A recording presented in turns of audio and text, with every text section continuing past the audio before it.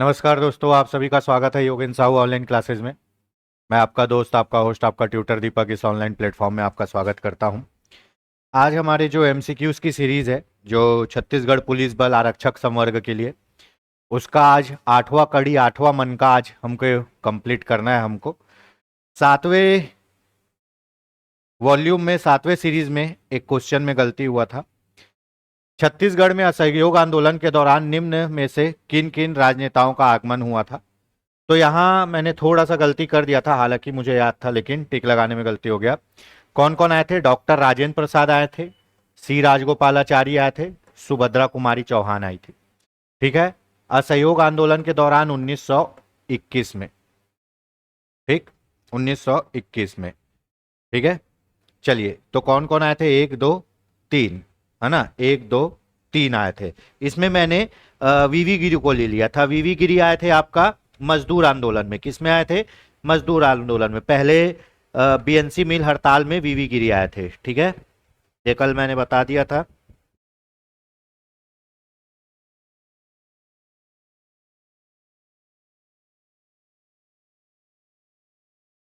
चलिए आगे बढ़ते हैं। वीवी गिरी 1920 में आए थे बीएनसी मजदूर हड़ताल आंदोलन में, और श्रमिकों के पक्ष में अपना फैसला सुनाया था। असहयोग आंदोलन का प्रचार प्रसार करने डॉक्टर राजेंद्र प्रसाद आए थे, टी राजगोपालाचारी आए थे, सुभद्रा कुमारी चौहान आई थी 1921 में। उसके बाद एक स्टूडेंट ने कमेंट किया था कि निम्नलिखित में से किसके द्वारा 1932 में पत्र बम योजना, ये 1932 है। ठीक है, पहला सविनय अवज्ञा आंदोलन चला कब? पहला सविनय अवज्ञा आंदोलन चला 1930 में, दूसरा चला 1932 में। ठीक है, चलिए, तो 1932 में 8 डिक्टेटर नियुक्त हुए थे। ठीक है, तो उसी में राम नारायण मिश्र हरसुल भी एक डिक्टेटर थे जिन्होंने पत्र बम योजना बनाई थी। पूरे प्रांत के लिए पंडित रविशंकर शुक्ल को डिक्टेटर चुना गया था, और रायपुर के लिए एकमात्र महिला राधाबाई को डिक्टेटर चुना गया था। कल इस संबंध में चर्चा हो गई थी। तो आज अपन अपनी 8वें नंबर की सीरीज चालू करते हैं। ठीक है,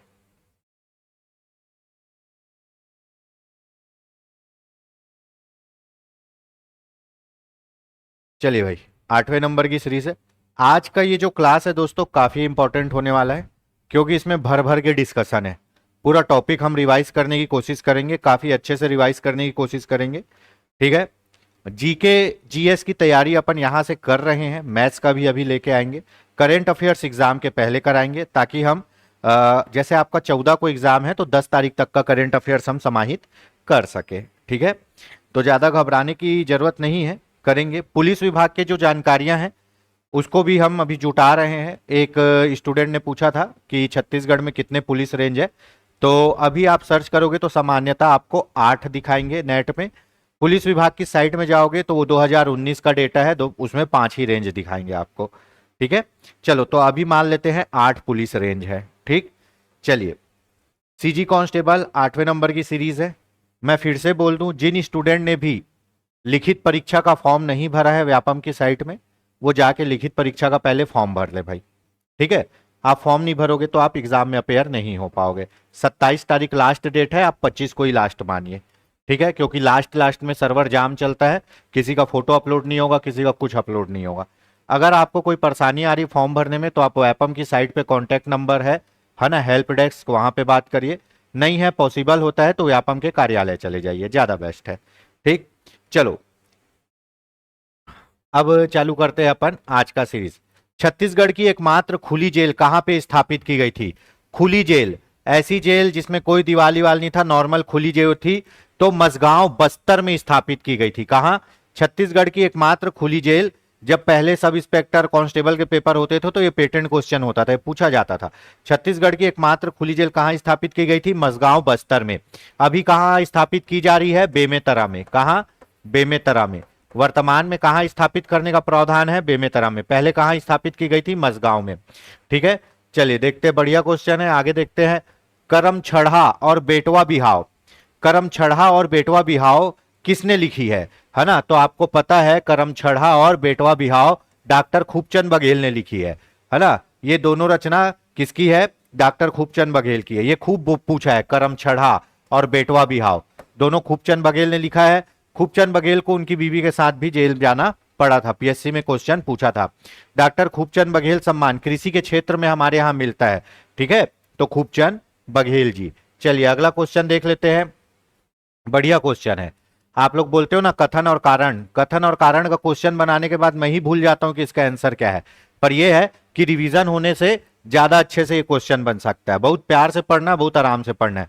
एक्चुअल में इसमें एक एक वर्ड में आपको ध्यान देना है। फंसता कैसे आदमी, मैगजीन लश्कर हनुमान सिंह को छत्तीसगढ़ का ताप्ता टोपे कहा जाता था। आप फ्लो फ्लो में पढ़ोगे और मान लोगे, नहीं, मैगजीन लश्कर हनुमान सिंह को छत्तीसगढ़ का मंगल पांडे कहा जाता है। क्या, मंगल पांडे। अब जो इंसान, जो छात्र थोड़ा सा भी अगर लापरवाही बरतेगा तो इसको सही मान लेगा। तो मैगजीन लश्कर हनुमान सिंह को छत्तीसगढ़ का मंगल पांडे कहा जाता है, तो ये तो गलत हो गया। हनुमान सिंह ने अंग्रेज अधिकारी सार्जेंट सिडवेल की हत्या कर दी थी जनवरी को, है ना, 17 या 19 जनवरी को हत्या कर दी थी। हनुमान सिंह ने अंग्रेज अधिकारी किसकी, सार्जेंट सिडवेल की हत्या कर दी थी, तो ये तो सही है ना। अब देखते हैं इसमें क्या है, इसमें है कथन गलत है और कारण सही है। ऑप्शन ए, कथन गलत है और कारण सही है। क्यों, क्योंकि मैगजीन लश्कर हनुमान सिंह को छत्तीसगढ़ का मंगल पांडे कहा जाता है, ना कि तात्या टोपे कहा जाता है, ठीक है। चलिए, तात्या टोपे किसको कहा जाता है, गुंडाधुर को कहा जाता है। भूमकाल विद्रोह के नेता गुंडाधुर को छत्तीसगढ़ का तात्या टोपे कहा जाता है, ठीक है।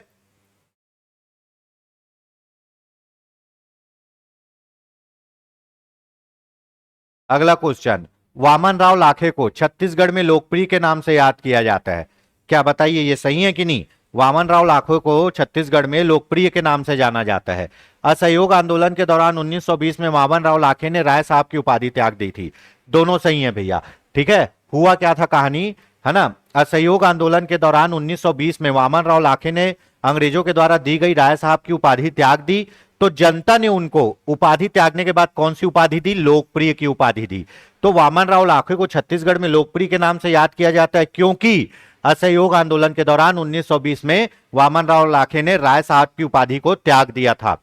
तो इसमें क्या होगा, कथन और कारण दोनों सही हैं, और कारण कथन की सही व्याख्या करता है। पहले इनके पास राय साहब की उपाधि थी, अंग्रेजों की दी वाली, उसको हटा दिए, तो जनता ने इनको लोकप्रिय की उपाधि दे दी थी। अगला क्वेश्चन देख लेते हैं। चलिए दोस्तों, मैं बता दूं कि हमारी संस्था के द्वारा जो आपके आबकारी जो आपका आरक्षक संवर्ग का पेपर होने वाला है ना, छत्तीसगढ़ पुलिस बल आरक्षक संवर्ग का पेपर होने वाला है, तो उसका कोर्स भी हमारी संस्था के द्वारा प्रोवाइड किया जा रहा है। आपको पीडीएफ नोट्स मिल जाएंगे, जिसको आप प्रिंट करा सकते हो, रिकॉर्डेड अपडेटेड क्लास मिलेगा। अधिक जानकारी के लिए आप संस्था के नंबर 8770123687 पर संपर्क कर सकते हैं। प्ले स्टोर से हमारे मोबाइल ऐप को भी डाउनलोड कर सकते हैं, यूट्यूब से भी हमसे जुड़ सकते हैं और टेलीग्राम चैनल से भी जुड़ सकते हैं।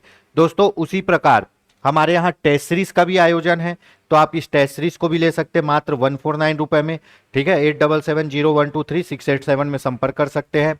चलिए अगला देख लेते हैं दोस्तों। जो आगामी भर्ती परीक्षा है कौन सी है, बहुत बहुप्रतीक्षित और ऐतिहासिक भर्ती परीक्षा, कौन सी, आपकी छत्तीसगढ़ शिक्षक भर्ती परीक्षा, है ना।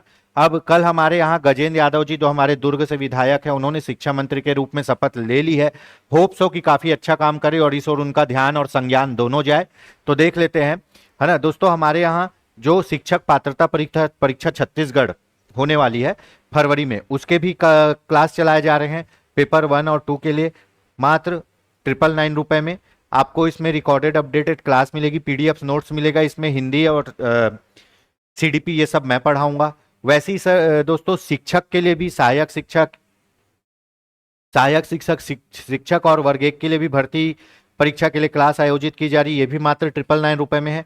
अगर आपको शिक्षक भर्ती परीक्षा और शिक्षक पात्रता परीक्षा टेट के संबंध में भी कोई भी जानकारी चाहिए, तो आप संस्था के दिए गए मोबाइल नंबर 8770123687 पर संपर्क कर सकते हैं, ठीक है, देख सकते हैं आप।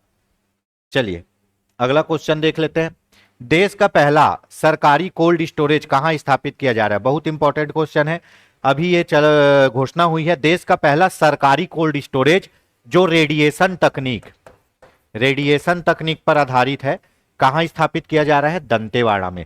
दंतेवाड़ा में देश का पहला सरकारी कोल्ड स्टोरेज स्थापित किया जा रहा है। कोल्ड स्टोरेज में क्या किया जाता है, जो फसल है, खाने की सामग्री है, उसको सुरक्षित रखा जाता है, ठीक है, बड़े बड़े कोल्ड स्टोरेज होते हैं। चलिए, छत्तीसगढ़ के हास्य कवि सुरेंद्र दुबे किस पेशे से संबंधित थे? आपने छत्तीसगढ़ के हास्य कवि सुरेंद्र दुबे को तो सुना ही होगा, है ना। कुछ ही समय पहले वो स्वर्ग सिधार गए, उनका इंतकाल हो गया, है ना। भगवान श्री चरणों में उनको अपने श्री चरणों में उनको स्थान दे। ठीक है, सुरेंद्र दुबे काफी जानी मानी विभूति, काफी जानी मानी आत्मा, काफी जानी मानी शख्सियत थे। कहाँ के? हमारे छत्तीसगढ़ के हास्य कवि। वो बोलते थे जब मंच संभालते थे तो फिर ऐसा माहौल एकदम काका हास रति टाइप क्या हो जाता था, पूरा हास्यमय हो जाता था। कभी सुनिएगा उनको। तो वो हास्य कवि तो थे ही थे, पेशे से क्या थे? पेशे से थे आयुर्वेदिक चिकित्सक। ये पूछा जा सकता है। छत्तीसगढ़ के हास्य कवि सुरेंद्र दुबे पेशे से थे आयुर्वेदिक चिकित्सक। ठीक है, बेमेतरा से संबंधित थे, है ना, जितना मुझे याद है। टाइगर जिंदा है ना, टाइगर जिंदा है। पिक्चर देखे हो एकता टाइगर, टाइगर जिंदा है। टाइगर जिंदा है हास्य कविता किसकी रचना है भैया, बताइए। तो देखिए यहां पे टाइगर जिंदा है हास्य कविता हमारे यहां एकमात्र हास्य कवि, एकमात्र तो नहीं, हास्य कवि कौन? सुरेंद्र दुबे जी की रचना है। क्या? टाइगर जिंदा है। चलो अगला क्वेश्चन, देश की पहली एआई साइंस सिटी। कुछ करंट के भी क्वेश्चन अपन ने आज समाहित किए हैं दोस्तों। देश की पहली एआई साइंस सिटी का निर्माण कहां किया जा रहा है ना। आर्टिफिशियल इंटेलिजेंस के आधार पर एआई साइंस सिटी का निर्माण किया जा रहा है। कहां? भिलाई में। भिलाई में भी कहां? आपने भिलाई नगर स्टेशन देखा है, उसी के पास 110 एकड़ में इसको बनाया जाएगा। भिलाई नगर स्टेशन महाराणा प्रताप भवन के पास। ठीक है, देश की पहली एआई साइंस सिटी। वही भिलाई नगर स्टेशन का वर्चुअल उद्घाटन किए थे अभी कौन? नरेंद्र मोदी जी।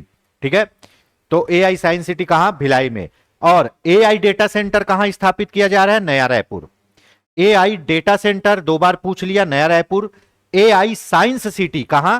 भिलाई में बनाई जा रही है। ठीक है, चलो अगला क्वेश्चन, सर्वोच्च साहित्य सम्मान ज्ञानपीठ पुरस्कार प्राप्त करने वाले छत्तीसगढ़ के एकमात्र लेखक कौन है?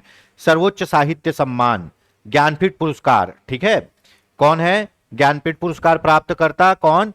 विनोद कुमार शुक्ल। ठीक है, राजनांदगांव से संबंधित है हमारे विनोद कुमार शुक्ल। काफी जबरदस्त लेखक है, इनकी रचनाएं आप पढ़ोगे तो एकदम मंत्रमुग्ध हो जाओगे, कहानियां पढ़ोगे तो मंत्रमुग्ध हो जाओगे। सर्वोच्च साहित्य सम्मान, है ना, ज्ञानपीठ पुरस्कार इस वर्ष का मिला है किसको? विनोद कुमार शुक्ल को। कौन से नंबर का है ये कमेंट करके बताइएगा।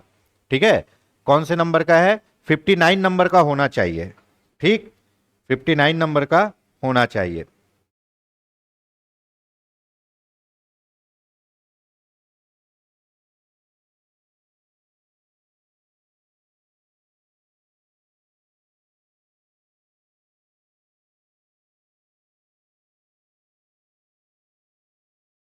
हम्म, 59 नंबर का ज्ञानपीठ पुरस्कार है। ठीक है, क्या नंबर में थोड़ा कंफ्यूजन होता है लेकिन याद है। तो 59 नंबर का ज्ञानपीठ पुरस्कार, साहित्य का सर्वोच्च सम्मान किसको? विनोद कुमार शुक्ल को। ठीक है, 58 का रामभद्राचार्य जी को मिला था। रामभद्राचार्य जी के साथ किनको मिला था? गुलजार और भद्राचार्य को। 58 नंबर का ज्ञानपीठ पुरस्कार किसको मिला था? ठीक है, रामभद्राचार्य संत है। ठीक है, रामभद्राचार्य, और इनके साथ मिला था गुलजार को। गुलजार साहब के गजल कविताएं जबरदस्त होती है। संपूर्ण सिंह कालरा नाम है गुलजार साहब का। ठीक है, चलिए 58 मिला था। 58 मिला था रामभद्राचार्य और गुलजार साहब को संयुक्त रूप से। गुलजार साहब का नाम संपूर्ण सिंह कालरा है। ठीक, 59 नंबर का मिला है विनोद कुमार शुक्ल को। क्या? ज्ञानपीठ पुरस्कार। अगला क्वेश्चन देख लेते हैं, नौकर की कमीज के रचनाकार। नाम ही देखिए, नौकर की कमीज, दीवार में एक खिड़की रहती थी, वह आदमी चला गया, खिलेगा तो देखेंगे, है ना। तो ये सब किनकी रचना है? ये सब रचना है विनोद कुमार शुक्ल को। नौकर की कमीज बहुत अच्छी रचना है, कभी मौका लगे तो पढ़िएगा। दीवार में एक खिड़की रहती थी और नौकर की कमीज, विनोद कुमार शुक्ल जी ने लिखा है। नौकर की कमीज के कारण ही इनको क्या मिला है? ज्ञानपीठ पुरस्कार मिला है। छत्तीसगढ़ के किस धावक ने, जबरदस्त जबरदस्त क्वेश्चन, छत्तीसगढ़ के किस धावक ने, है ना, 100 मीटर दौड़ में राष्ट्रीय रिकॉर्ड बनाया है? छत्तीसगढ़ के किस धावक ने 100 मीटर दौड़ में राष्ट्रीय रिकॉर्ड बनाया है? किसने बनाया है? अनिमेश कुजूर। अनिमेश कुजूर कहां के? जसपुर के। अनिमेष कुजूर जसपुर के, छत्तीसगढ़ के धावक हैं। 100 मीटर में राष्ट्रीय रिकॉर्ड, मतलब भारत में सबसे तेज 100 मीटर दौड़ते हैं। कौन? आपके अनिमेष कुजूर।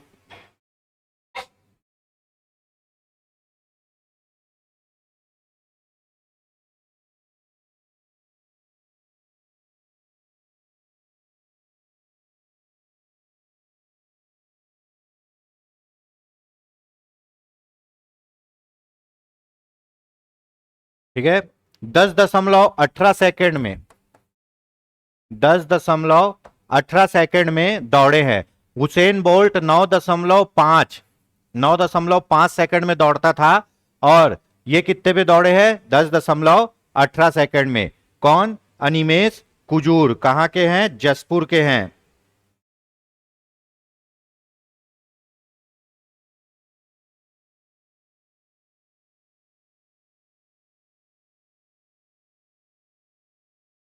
ये राष्ट्रीय रिकॉर्ड है, भारत में सबसे तेज दौड़ने वाले धावक है। राष्ट्रीय रिकॉर्ड 100 मीटर में अनिमेष कुजूर जसपुर के 10.18 सेकंड में दौड़े हैं। सूचना का अधिकार अधिनियम पूर्णतः कब लागू किया? है ना, तो सूचना का अधिकार अधिनियम पूर्णतः लागू हुआ है 12 अक्टूबर 2005 को। कब लागू हुआ है? 12 अक्टूबर 2005 को। और सूचना का अधिकार अधिनियम कौन से मौलिक अधिकार में आता है? 19(1) क में आता है। किसमें? 19(1) क। प्रेस की स्वतंत्रता और सूचना का अधिकार अधिनियम दोनों किसमें सम्मिलित है? 19(1) का। किसमें? अभिव्यक्ति की स्वतंत्रता में। ठीक है, लागू कब हुआ है सूचना का अधिकार अधिनियम? 12 अक्टूबर 2005 को लागू हुआ है पूर्णतः। ठीक है। अशोक पर कलिंग युद्ध का प्रभाव कहां दिखाई देता है? कौन से शिलालेख में अशोक ने कलिंग युद्ध का वर्णन किया है? तो याद रखना, अशोक के 14 शिलालेख हैं। अशोक के 14 शिलालेख है, जिसमें से 13वें शिलालेख में कलिंग युद्ध का वर्णन है। कितना? किसका? कलिंग युद्ध का। ठीक है। अशोक का राज्य अभिषेक कब हुआ? राज्य अभिषेक हुआ है इनका,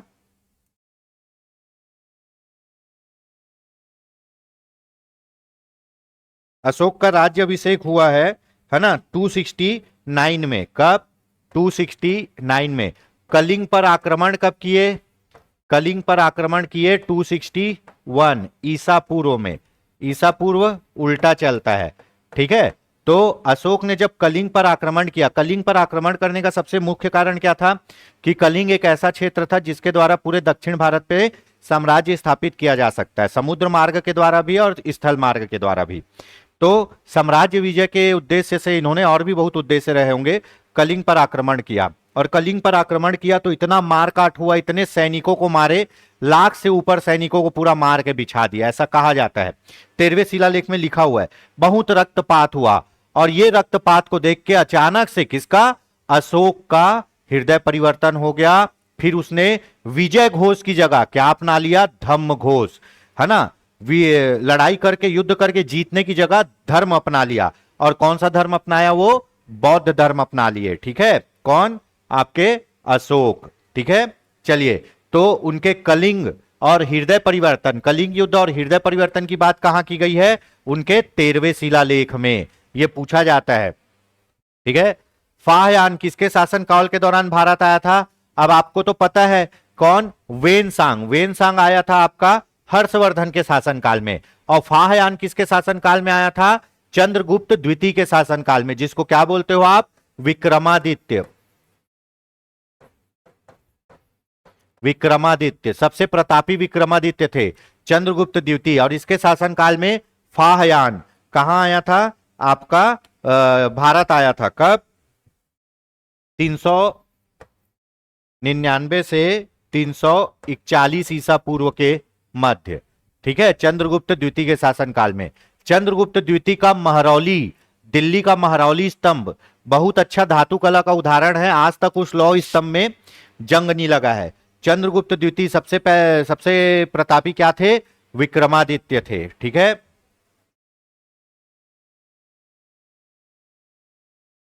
ठीक, चलिए आगे देखते हैं।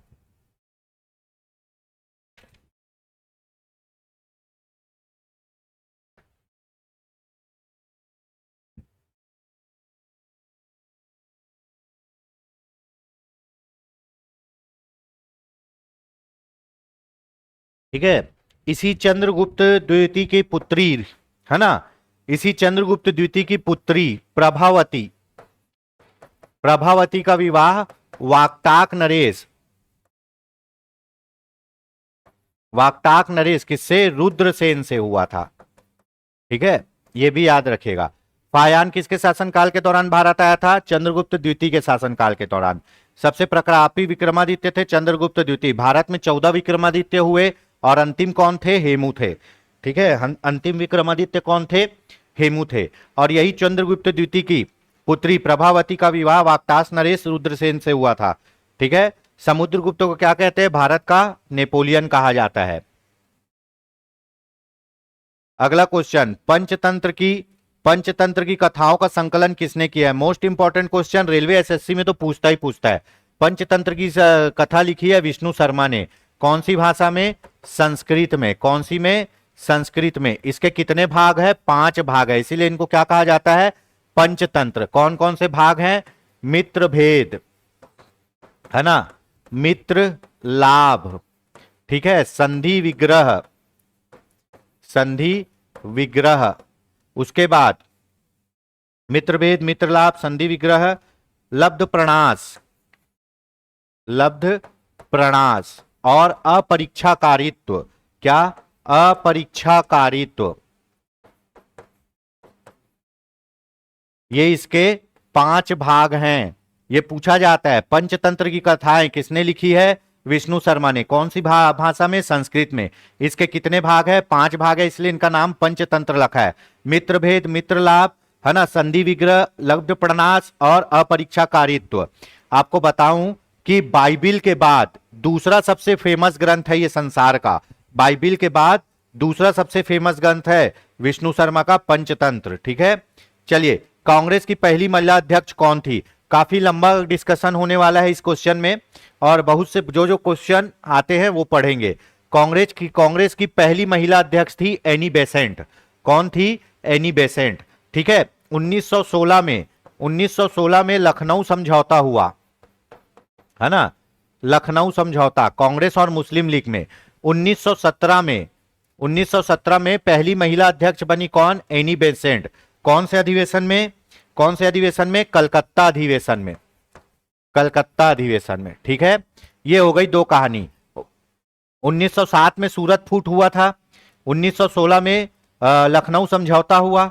ठीक है, लखनऊ पैक्ट किसका, कांग्रेस और मुस्लिम लीग के मध्य। ठीक है, उसके बाद 1917 में कलकत्ता के किसमें, कलकत्ता के अधिवेशन में एनी बेसेंट क्या बनी, पहली महिला अध्यक्ष बनी। क्या बनी, पहली महिला अध्यक्ष। अब उसके बाद 1924 में क्या हुआ, बेलगांव अधिवेशन हुआ। बेलगांव अधिवेशन का, जहां पे महात्मा गांधी एकमात्र क्या किए, कांग्रेस के बैठक की अध्यक्षता किए। जितने भी कांग्रेस का अधिवेशन हुआ उसमें केवल एक ही अधिवेशन की अध्यक्षता महात्मा गांधी किए हैं। कब, 1924 का बेलगाम अधिवेशन।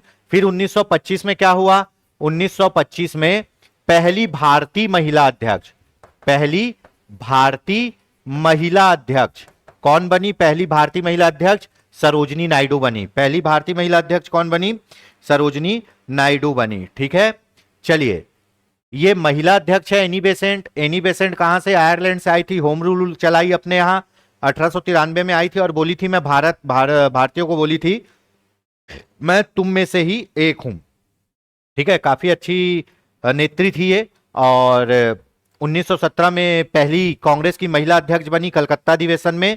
उसके बाद 1925 में सरोजनी नायडू क्या बनी, कांग्रेस की महिला अध्यक्ष। पर ये कौन सी थी, भारतीय महिला अध्यक्ष। एनी बेसेंट तो भारतीय नहीं थी, सरोजनी नायडू भारतीय महिला अध्यक्ष बनी। ठीक, उसके बाद 1933 में कौन बनी महिला अध्यक्ष, नेल्ली सेन गुप्ता। कौन, नेल्ली सेन गुप्ता। तो कई बार पूछा गया है कि कांग्रेस की कितनी महिला अध्यक्ष रही है, तो कांग्रेस की 3 महिला अध्यक्ष रही है। पहली रही है एनी बेसेंट 1917 में, जो पहली महिला अध्यक्ष थी। दूसरी है सरोजनी नायडू 1925 में, जो पहली भारतीय महिला अध्यक्ष थी। उसके बाद 1933 में नेल्ली सेन गुप्ता अध्यक्ष बनी। 3 महिला हो गया। ठीक है, तो ये कलकत्ता में बनी, ये कहां बनी थी, कानपुर में। कहां, कानपुर में। ठीक है, तो चलो 1916 के बाद 1917, 1924 के बाद 1925। अब देख लेते हैं 1929 का अधिवेशन। 1929 का अधिवेशन कहां? लाहौर। पंडित जवाहरलाल नेहरू, क्या हुआ? पूर्ण स्वराज की मांग। ठीक है। उसके बाद 1906 का अधिवेशन क्या हुआ? कांग्रेस में। 1907 का अधिवेशन क्या हुआ? कांग्रेस में फूट पड़ी। उसके बाद यहां तक हो गया। आजादी के समय अध्यक्ष कांग्रेस के, आजादी के समय अध्यक्ष, आजादी के समय अध्यक्ष कौन थे? आचार्य जेबी कृपलानी। कौन? जेबी कृपलानी। ये आजादी के समय अध्यक्ष थे। ये भी पूछा जाता है कि कांग्रेस का आजादी के समय अध्यक्ष कौन था? आचार्य जेबी कृपलानी। सर्वाधिक समय तक अध्यक्ष कौन थे? ये भी पूछा जाता है। कांग्रेस के सर्वाधिक समय तक अध्यक्ष थे अबुल कलाम आजाद। कौन थे? अबुल कलाम आजाद। ये कांग्रेस के सर्वाधिक समय तक अध्यक्ष थे। इतने सारे भैया देखो डिस्कशन हो गया। ठीक है। कांग्रेस के प्रथम अध्यक्ष कौन थे? बदरुद्दीन तैयब जी। ठीक है। पहले अंग्रेज अध्यक्ष जॉर्ज यूल। ठीक है, ऑप्शन बी। वस्तुनु इस प्रकार की परीक्षा के लिए निम्न में से कौन सा अधिक उपयुक्त है ना? आपके ओएमआर को चेक करने के लिए किस पद्धति का उपयोग किया जाता है? ओएमआर सीट के लिए किसका? Optical mark reading and recognition. Optical mark reading and recognition, OMR sheet. ठीक है। चलिए अगला क्वेश्चन देख लेते हैं। सूर्य की किरणें, इसमें भी डिस्कशन बढ़िया होगा। सूर्य की किरणें किस प्रक्रिया द्वारा पृथ्वी पर पहुंचती है? तो याद रखना, पृथ्वी गर्म कैसे होती है? पृथ्वी गर्म होती है विकिरण से। पृथ्वी गर्म होती है ना? पृथ्वी गर्म होती है विकिरण से। विकिरण में क्या होता है? लघु तरंगे, लघु तरंगे पृथ्वी पर आती है। लघु तरंगे पृथ्वी पर आती है और पृथ्वी दीर्घ तरंगों को छोड़ती है। दीर्घ तरंगों को वायुमंडल में छोड़ती है। ठीक है। इसको तापमान बजट कहते हैं पृथ्वी का। तो याद रखना कि जहां पे कांटेक्ट नहीं होता है ना, वहां चीजें गर्म होती है अधिकांशतः विकिरण से। ठीक है। वायुमंडल से जो सूर्य का प्रकाश आता है वहां विकिरण के द्वारा पृथ्वी गर्म होती है। हमेशा पूछता है पृथ्वी कैसे गर्म होती है? विकिरण के द्वारा। ठीक है। विकिरण के द्वारा गर्म होती है और विकिरण के द्वारा प्रकाश ग्रहण करती है। दूसरा होता है चालन। चालन के द्वारा ठोस चीजें गर्म होती है। क्या? ठोस पदार्थ। ठोस पदार्थ चालन के द्वारा गर्म होता है। अब क्या होता है, मान लो यहां एक गर्म लोहा है। ठीक है। इस गर्म लोहे के ऊपर आप दूसरा गर्म ठंडा लोहा रखोगे तो ये गर्म लोहा ठंडे लोहे को भी क्या करते जाएगा? गर्म करते जाएगा। आप एक गर्म लोहा लो, उसके ऊपर एक ठंडा लोहा रख दो, तो ये ठंडा लोहा भी धीरे धीरे गर्म होगा और गर्म वाला धीरे धीरे ठंडा होगा। यह प्रक्रिया तब तक चलेगी जब तक दोनों का तापमान बराबर नहीं हो जाता। तो यह प्रक्रिया कौन सी विधि के कौन सी विधि के अनुसार चल रहा है? चालन विधि के अनुसार। किसके द्वारा? चालन विधि के अनुसार। इसमें उष्मा अणुओं से होते हुए पहुंचती है। अब आता है संवहन विधि। संवहन विधि के द्वारा तरल पदार्थ गर्म होते हैं। क्या होते हैं? तरल पदार्थ गर्म होते हैं। ठीक है। अब इसमें जो तरल पदार्थ के अणु होते हैं वो खुद उष्मा लेकर चले जाते हैं। ठीक। अब मान लो ठंडा पानी है, ठंडा पानी है, उसमें गर्म पानी डालोगे तो वो गर्म होगा। क्यों? क्योंकि गर्म पानी के अणु ठंडे पानी के अणु को गर्म करेंगे, है ना? तो ये संवहन प्रक्रिया के द्वारा होती है। तो अधिकांशतः तरल पदार्थ किसके? संवहन प्रक्रिया के द्वारा गर्म होते हैं। याद रखना, पृथ्वी विकिरण के द्वारा गर्म होती है, ठोस पदार्थ चालन के द्वारा गर्म होते हैं और तरल पदार्थ संवहन के द्वारा गर्म होते हैं। ठीक है। चलिए, गाड़ी के रेडिएटर में कैसे ठंडा गर्म होता है? संवहन के द्वारा होता है। ये रेलवे में पूछता है। ठीक है। तो तरल पदार्थ संवहन के द्वारा। अब इसमें क्या होगा, जैसे आप पानी को गर्म करते हो, आप एक बर्तन में पानी लेके गर्म करते हो तो गर्म पानी ऊपर उठेगा और ठंडा पानी उसके जगह नीचे आएगा। फिर ये ठंडा पानी गर्म होकर ऊपर उठेगा, उसके जगह दूसरा ठंडा पानी नीचे आएगा, इसीलिए पानी उबलता है। तो ये प्रक्रिया कैसे हो रही है? संवहन के द्वारा हो रही है। ठीक है। चलिए, ये याद रखिएगा, विकिरण के कारण पृथ्वी गर्म होती है, चालन के द्वारा ठोस पदार्थ गर्म होते हैं और संवहन के द्वारा तरल पदार्थ गर्म होते हैं। तो सूर्य की किरणें पृथ्वी पर कैसे पहुंचती है? विकिरण के द्वारा होती है। ठीक है। यहां तक हो गया। अब क्या होता है, पृथ्वी लघु तरंगों को सोखती है और जब गर्म हो जाती है तो दीर्घ तरंगों को छोड़ती है। तो वो दीर्घ तरंगों को वायुमंडल में उपस्थित क्या कार्बन डाइऑक्साइड और जल वाष्प रोकते हैं, है ना? क्योंकि कार्बन डाइऑक्साइड और जल वाष्प को क्या बोलते हैं? पृथ्वी का कंबल बोलते हैं। तो उन लोग पृथ्वी को गर्म करके रखते हैं। अगर वायुमंडल हट जाए तो पृथ्वी गर्म होना बंद हो जाएगी। ठीक है। अब क्या होता है, बहुत ज्यादा कार्बन डाइऑक्साइड होने के कारण कार्बन डाइऑक्साइड जो पृथ्वी के द्वारा छोड़ी गई विकिरण है उसको बाहर नहीं जाने देता, इसीलिए पृथ्वी और गर्म होते जा रही है, जिसको ग्रीन हाउस प्रभाव बोलते हैं। लैंप की बत्ती में तेल किसके कारण ऊपर उठता है, यह हमेशा पूछता है, लैंप की बत्ती में तेल किसके कारण ऊपर होता है, किसके, केशकत्व के घटना के कारण, केशीय घटना के कारण, केशकत्व के घटना के कारण। आप कोल्ड ड्रिंक की बोतल लीजिएगा, ठीक है, आप कोल्ड ड्रिंक की बोतल लीजिएगा, उसमें कोल्ड ड्रिंक भरा रहेगा, उसमें क्या करिएगा, एक स्ट्रॉ डालिएगा, क्या डालिएगा, एक स्ट्रॉ डालिएगा। अगर बोतल में यहां तक कोल्ड ड्रिंक भरा है तो स्ट्रॉ में कोल्ड ड्रिंक यहां तक जाएगा, ऊपर उड़ जाएगा। अगर बोतल में कोल्ड ड्रिंक यहां भरा हुआ है तो उससे ऊपर दिखेगा स्ट्रॉ में यहां तक। और यह घटना किस कारण हो रही है, केशकत्व के कारण। पहले हमारे घर में क्या जलता था, चिमनी जलता था, जिसको टेमा बोलते थे, चिमनी जलता था, टेमा। यहां पे ऐसे बत्ती निकले रहती थी, ये बत्ती ऐसे नीचे मिट्टी, तेल और ईंधन में डूबे रहती थी। तो ये बत्ती में तेल कैसे चढ़ता है जिससे वो जलता है, केशकत्व के घटना के कारण। ठीक है, ये भी पूछा जाता है भैया। अगला क्वेश्चन, अम्ल वर्षा वायु में किसके अधिक सांद्रता के कारण होती है। अम्लीय वर्षा का मेन कारण क्या है, SO2 और NO2। ठीक है, SO2 और NO2 अम्लीय वर्षा का मुख्य कारण है। ठीक, इसमें क्या होता है, देखिए SO2 है सल्फर डाइऑक्साइड, क्या है ये, सल्फर डाइऑक्साइड, सल्फर डाइऑक्साइड। ठीक, NO2 क्या है, NO2 है आपका नाइट्रोजन ऑक्साइड, नाइट्रोजन ऑक्साइड। ठीक, ये दोनों वायु में मिलेंगे, ये दोनों वायु में मिलेंगे और क्या बना देंगे, वायु में मिलने के बाद ये बना देंगे आपका सल्फ्यूरिक अम्ल, क्या, सल्फ्यूरिक अम्ल बना देंगे। और ये क्या बनाएंगे, ये बनाएंगे नाइट्रिक अम्ल, नाइट्रिक अम्ल। और यही क्या बन जाएगा आपका अम्लीय वर्षा। वायु में आपका सल्फर डाइऑक्साइड और नाइट्रोजन ऑक्साइड, सल्फर डाइऑक्साइड और नाइट्रोजन ऑक्साइड मिलकर वायु से क्या बना देते हैं, सल्फ्यूरिक अम्ल और नाइट्रिक अम्ल। और यही पानी के रूप में गिरता है और इसे ही बोलते हैं अम्लीय वर्षा। एक क्वेश्चन अभी नया नया पूछना चालू किया, अम्लीय वर्षा में पानी का पीएच मान कितना होता है। तो अम्लीय वर्षा में पानी का पीएच मान 5.6 से कम होगा, 5.6 से कम होगा, तभी वो क्या होगा, अम्लीय वर्षा होगा। जो सामान्य वर्षा है उसका पीएच मान 5.6 से अधिक रहता है। शुद्ध जल का पीएच मान होता है 7, हाँ, और खून का पीएच मान होता है 7.2 से 7.4। तो खून क्षारीय है, ठीक है, 7 से कम अम्लीय होता है, 7 से ज्यादा क्षारीय होता है। तो अम्लीय वर्षा में पानी का पीएच मान 5.6 से कम होगा। ठीक, अब 5.6 से ऊपर क्या होता है, सामान्य वर्षा होती है।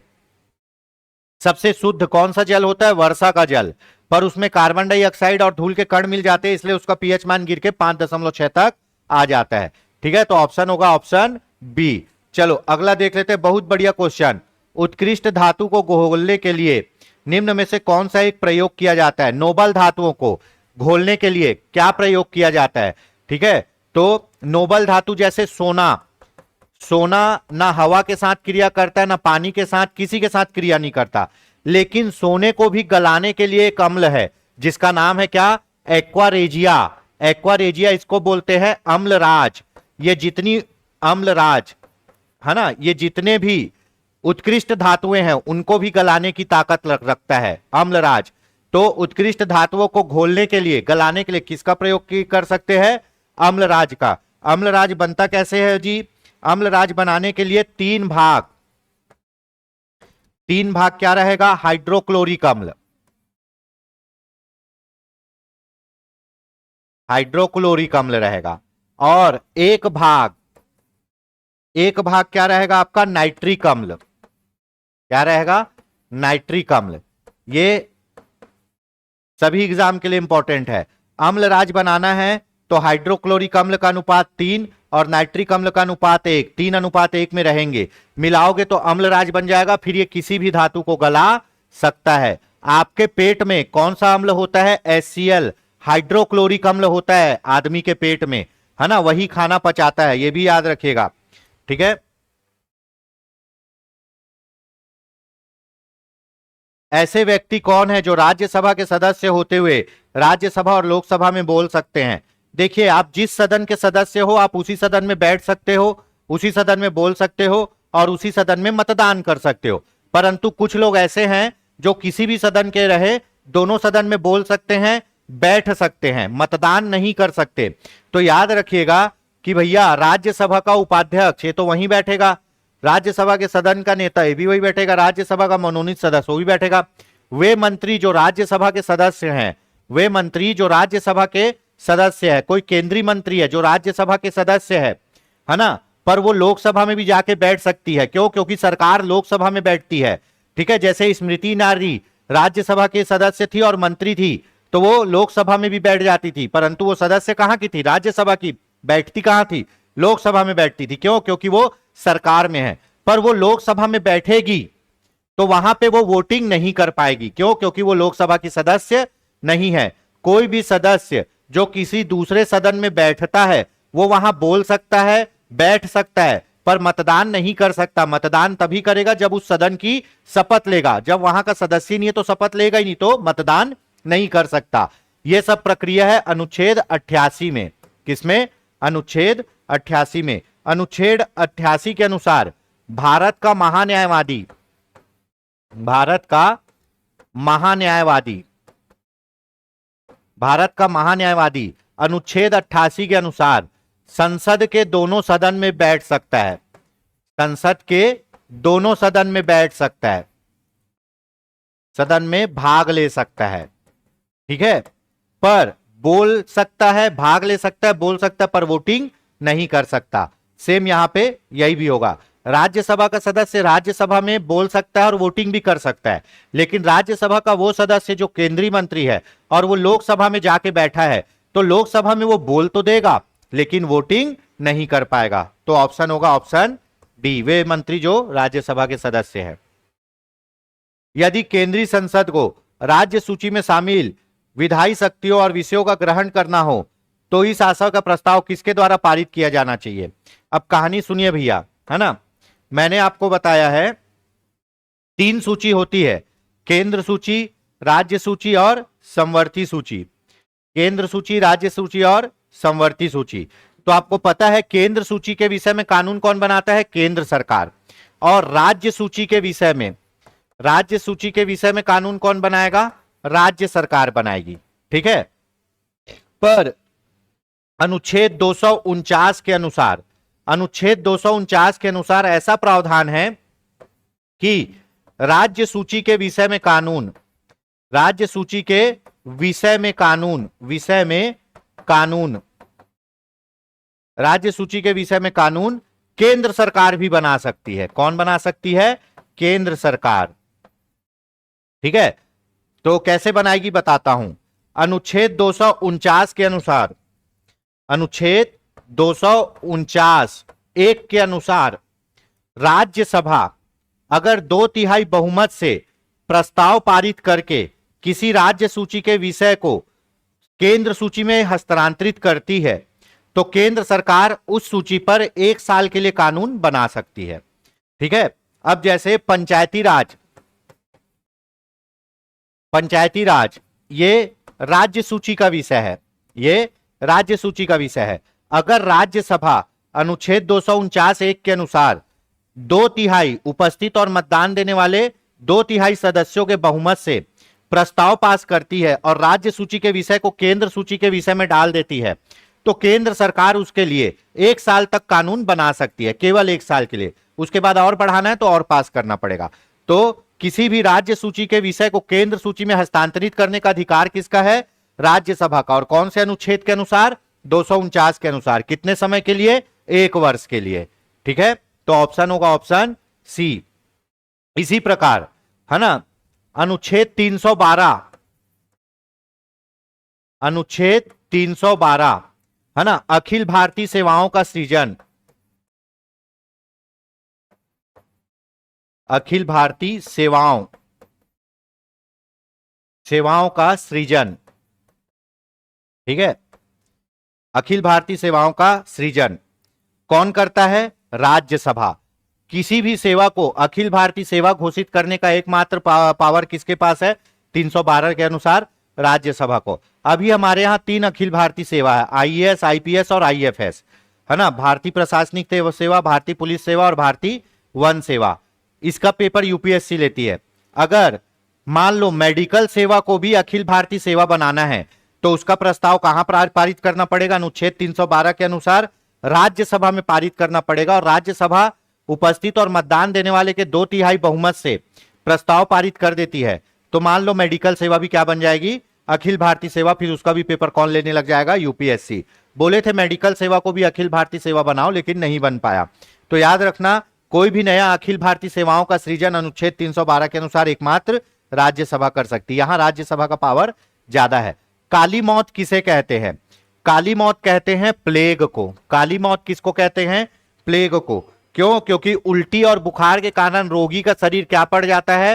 रोगी का शरीर काला पड़ जाता है। रोगी का शरीर काला पड़ जाता है, इसीलिए इसको क्या बोलते हैं? काली मौत। अब प्लेग, प्लेग किससे होता है? बैक्टीरिया से होता है, ठीक है। प्लेग किससे होता है? बैक्टीरिया से। बैक्टीरिया से प्लेग होता है। और इस बैक्टीरिया के वाहक कौन होते हैं? चूहे। कौन होते हैं? चूहे, ठीक है। चलिए अगला क्वेश्चन, चेचक के लिए टीके का आविष्कार किसने किया? चेचक के लिए टीके का आविष्कार किसने किया? तो चेचक के टीके का आविष्कार किया था एडवर्ड जेनर ने। किसने? एडवर्ड जेनर ने। इसने एक 8 साल के बच्चे पर प्रयोग किया था। किस पर? 8 साल के बच्चे पर। जो चेचक के टीके का आविष्कार एडवर्ड जेनर ने किया था। देखो, एक होता है काउ पॉक्स, जो भी लोग गाय पालते हैं, है ना, और उस आदमी को चेचक होने का खतरा बहुत कम होता है। क्यों? क्योंकि चेचक में एक बीमारी आती है, सॉरी, जो भी लोग गाय पालते हैं तो उनको चेचक होने का खतरा बहुत कम रहता है, ठीक। क्योंकि गायों में एक बीमारी होती है काउ पॉक्स। जिस आदमी को काउ पॉक्स हो गया उसको कभी चेचक नहीं होगा। तो यही चीज एडवर्ड जेनर ने देखा कि जो लोगों को, जिनके पास गाय है, जो ग्वालों के पास गाय है, जिन्हें काउ पॉक्स हुआ है, उनको चेचक नहीं हो रहा है, तो वो काउ पॉक्स से ही क्या बना दिए? चेचक का टीका बना दिए, ठीक है। तो चेचक के टीके की खोज किसने की थी? एडवर्ड जेनर ने। अगला क्वेश्चन, दूध का शर्करा कौन है जिसके कारण दूध आपका मीठा होता है? तो दूध का शर्करा कौन सा होता है? लैक्टोज। क्या होता है? लैक्टोज। दूध का शर्करा लैक्टोज होता है, जिसके कारण दूध क्या होता है? मीठा लगता है। चेचक के विषाणु, चेचक किससे फैलता है? चेचक विषाणु के द्वारा फैलता है, वायरस के द्वारा। चेचक किसके द्वारा फैलता है? वायरस के द्वारा। ये याद रखिएगा, ये पूछा जाता है भैया सब। चेचक किससे? वायरस से। वायरस से फैलता है। वायरस का नाम क्या है? वायरस का नाम है वेरियोला। क्या? वेरियोला। वेरियोला वायरस से फैलता है चेचक। चेचक के टीके की खोज किसने की? एडवर्ड जेनर ने। अगला क्वेश्चन देख लेते हैं, देश की आर्थिक प्रगति का निर्धारण किसके आधार पर किया जाता है? देश की आर्थिक प्रगति का निर्धारण किया जाता है प्रति व्यक्ति आय के आधार पर, है ना। प्रति व्यक्ति आय का कल सूत्र पढ़ लिए। प्रति व्यक्ति आय की गणना किसके द्वारा की जाती है? एनएसओ, राष्ट्रीय सांख्यिकी कार्यालय। राष्ट्रीय सांख्यिकी कार्यालय के द्वारा। पहले सीएसओ के द्वारा की जाती थी, अभी एनएसओ के द्वारा, राष्ट्रीय सांख्यिकी कार्यालय के द्वारा क्या किया जाता है? आपका प्रति व्यक्ति आय की गणना की जाती है, ठीक है। और हमारे यहां गणना करने का नवीनतम आधार वर्ष क्या है? 2022 2023। वर्तमान में क्या है? 2011 2012। इसको फरवरी 2026 से लागू करेंगे, ठीक है। चलिए अगला क्वेश्चन देख लेते हैं, मोस्ट इंपॉर्टेंट। इससे एक क्वेश्चन आना ही आना है। वित्त आयोग लास्ट समय भी पढ़ाया था, लास्ट समय वित्त आयोग से दो दो क्वेश्चन गिर गए। वित्त आयोग से क्वेश्चन आना ही आना है।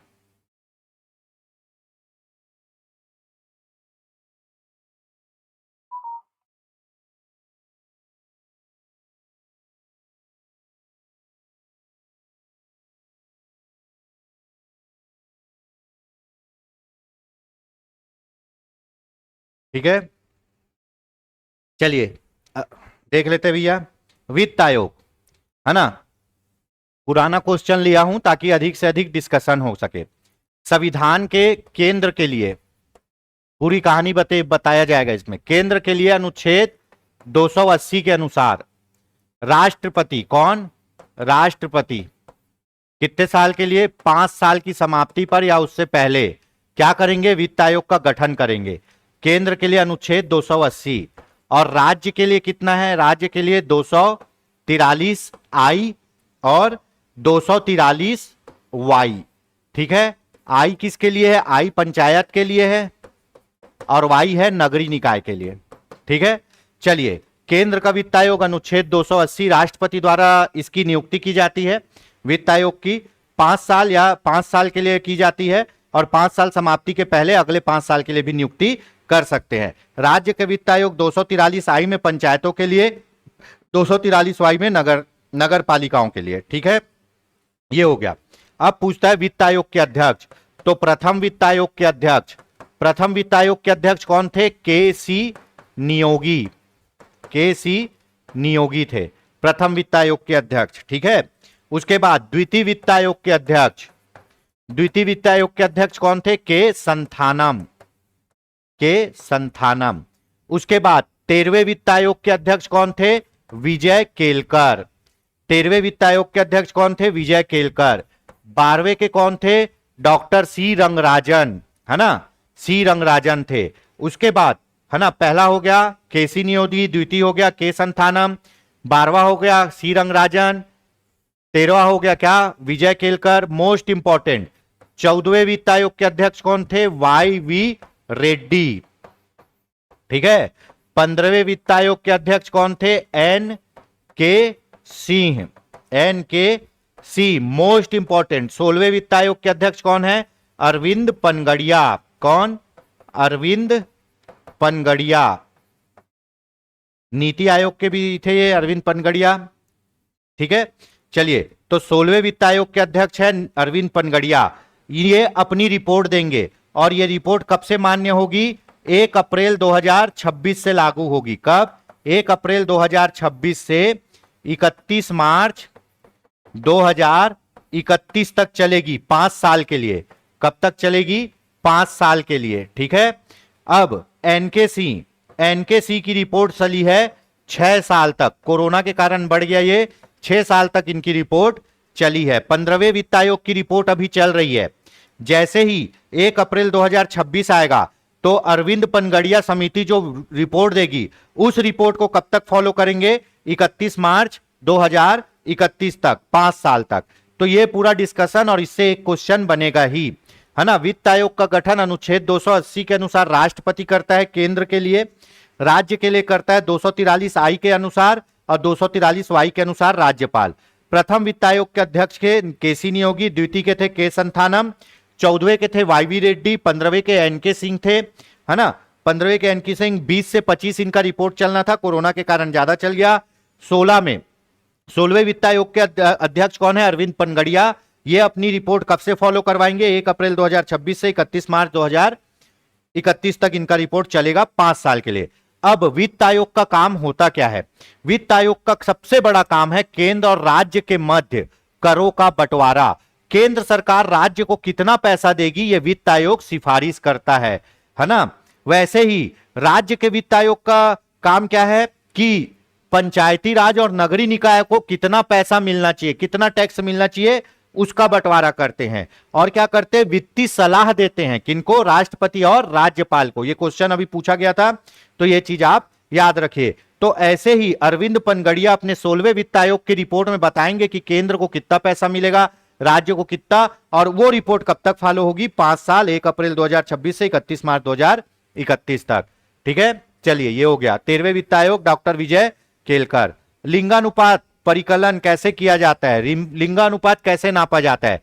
देश में प्रति 1000 पुरुष पर महिलाओं की संख्या क्या कहलाती है? लिंगानुपात। प्रति 1000 पुरुष पर महिलाओं की संख्या। ठीक है, चलिए जनगणना में लिंगानुपात का गणना करते हैं। भारत में 2011 के अनुसार लिंगानुपात कितना है भारत का? 943 2011 के अनुसार। और छत्तीसगढ़ का कितना है? छत्तीसगढ़ का 2011 की जनसंख्या के अनुसार कितना है? 991। ठीक है, ये हो गया। ये कौन सी जनगणना थी? 15वीं जनगणना थी, 2011 वाली। अभी जो 2026 में 26 में स्टार्ट होगा, 2026 में जो जनगणना स्टार्ट होगा, ये कौन होगा? 16वीं जनगणना होगी। ठीक है, चलिए अगला क्वेश्चन देख लेते हैं। भारत के उपराष्ट्रपति के निर्वाचन के संबंध में कोई विवाद हो तो कहां भी केस किया जाएगा? एक चीज याद रखना, पंचायती राज के चुनाव में आप न्यायालय नहीं जा सकते। पंचायती राज के चुनाव में आप न्यायालय नहीं जा सकते, है ना। 243 ओ ऑब्जेक्शन, न्यायालय के हस्तक्षेप का वर्जन। ठीक है, नहीं जा सकते। लेकिन आप सांसद और विधायक के चुनाव को लेकर न्यायालय जा सकते हो। ठीक है, अगर सांसद प्लस विधायक के चुनाव में कुछ गड़बड़ हुआ है तो कहां जाओगे? राज्य के उच्च न्यायालय में। कहां? राज्य के उच्च न्यायालय में। अगर राष्ट्रपति और उपराष्ट्रपति, राष्ट्रपति और उपराष्ट्रपति के चुनाव में कुछ हुआ है तो आप कहां केस कर सकते हो? उच्चतम न्यायालय में। कहां? उच्चतम न्यायालय में अवश्य फाइल किया जाएगा। एसएससी ने यही आंसर लिया। तो राष्ट्रपति और उपराष्ट्रपति के चुनाव में कुछ भी लफड़ा होगा तो केस जाएगा सुप्रीम कोर्ट में। और सुप्रीम कोर्ट चुनाव आयोग से परामर्श से जो डिसीजन देगा वो डिसीजन अंतिम होगा। सुप्रीम कोर्ट पर चुनाव आयोग के परामर्श से जो डिसीजन देगा वो अंतिम होगा। तो अभी होने वाला है 9 सितंबर को किसका चुनाव? उपराष्ट्रपति का। अगर मान लो उसमें कुछ लफड़ा होता है तो केस कहां किया जाएगा? सुप्रीम कोर्ट में। ठीक है, अगर विधायक और सांसद के चुनाव में कुछ लफड़ा होता है तो केस कहां किया जाएगा? हाई कोर्ट में। ठीक है, एक चीज याद रखना कि मान लो आपको पता है उपराष्ट्रपति के चुनाव में लोकसभा के सभी सदस्य और राज्यसभा के सभी सदस्य, उपराष्ट्रपति के चुनाव में लोकसभा के सभी सदस्य और राज्यसभा के सभी सदस्य क्या करते हैं?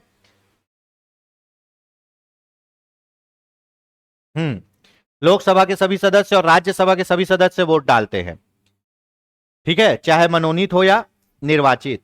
अगर मान लो राज्यसभा में कुछ स्थान खाली है, लोकसभा में कुछ स्थान खाली है, कोई सदस्य का भी चुनाव नहीं हुआ है, तो ये स्थान खाली के आधार पर आप चुनाव को अवैध घोषित नहीं कर सकते। आप ये नहीं बोल सकते कि 5 लोग का सीट खाली है इसीलिए चुनाव अवैध है। नहीं, सीट खाली है, लोकसभा की कुछ सीटें खाली है, राज्यसभा की कुछ सीटें खाली है, इस आधार पर आप राष्ट्रपति उपराष्ट्रपति के चुनाव को प्रश्नगत नहीं कर सकते। ये याद रखिएगा। ठीक है, ऑप्शन डी होगा इसमें। संविधान के उल्लंघन के लिए राष्ट्रपति के विरुद्ध अभियोग कार्रवाई किसमें शुरू की जा सकती है? महाभियोग की बात कर रहा है। तो आपको पता है संविधान के अनुच्छेद 61 में क्या है? राष्ट्रपति पर महाभियोग, इंपीचमेंट, महाभियोग। ठीक है, एक चीज याद रखिएगा, महाभियोग शब्द केवल राष्ट्रपति के लिए यूज होता है, बाकी के लिए क्या होता है? महाभियोग जैसी प्रक्रिया। ठीक है, तो अनुच्छेद 61 के तहत महाभियोग चलेगा। अभी महाभियोग जैसी प्रक्रिया जस्टिस वर्मा के लिए आई है, जस्टिस वर्मा को हटाने की कार्रवाई चलेगी अभी, है ना। हाई कोर्ट के जज है। क्या होता है? जो भी सदन, देखिए महाभियोग लोकसभा में भी आ सकता है, राज्यसभा में। तो संसद के किसी भी सदन में महाभियोग लाया जा सकता है। किसके खिलाफ?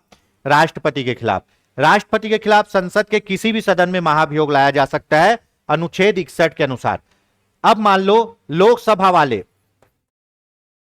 लोकसभा वाले महाभियोग लाना चाहते हैं, लोकसभा वाले महाभियोग लाना चाहते हैं, तो ये लोकसभा की कुल सदस्य संख्या का 1/4 सदस्य क्या करेंगे? लिखित आवेदन देंगे। ठीक है, किसको? लोकसभा के सभापति को, लोकसभा के सभापति, लोकसभा के अध्यक्ष को। अगर आप देखो, सबसे पहले तो महाभियोग लोकसभा में भी लाया जा सकता है, राज्यसभा में, किसी भी सदन में लाया जा सकता है।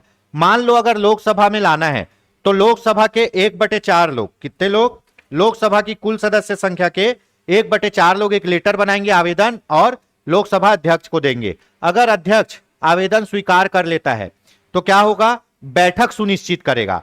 कितने दिन पूर्व सूचना देनी पड़ेगी, 14 दिन पूर्व। 14 दिन पूर्व किसको सूचना देनी पड़ेगी, राष्ट्रपति को। किसको, राष्ट्रपति को। अब राष्ट्रपति को 14 दिन पूर्व सूचना दे दिए, अब क्या होगा, महाभियोग में बैठक के लिए सत्र बुलाया जाएगा। महाभियोग की बैठक के लिए सत्र बुलाया जाएगा। अब बैठक बुला लिए लोकसभा में, तो लोकसभा में क्या होगा, चर्चा होगी और मतदान होगा। चर्चा में राष्ट्रपति अपने पक्ष में बोल सकता है ना, तो चर्चा होगी और मतदान होगा।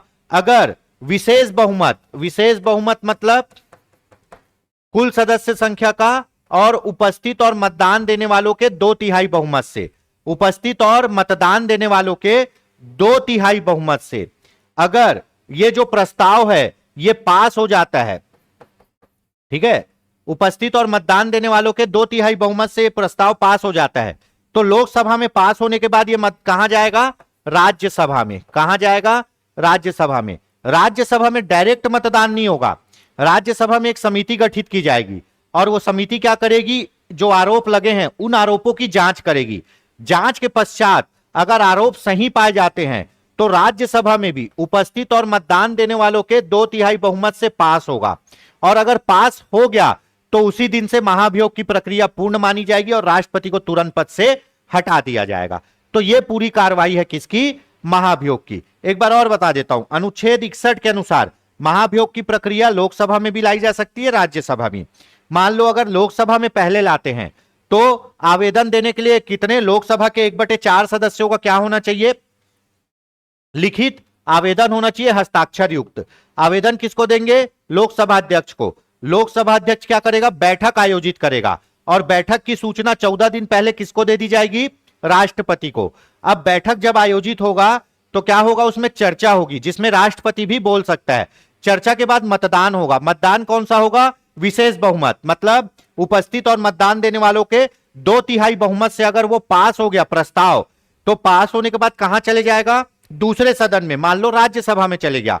राज्यसभा क्या करेगा, एक समिति गठित करेगा, डायरेक्ट मतदान नहीं करेगा, एक समिति गठित करेगा।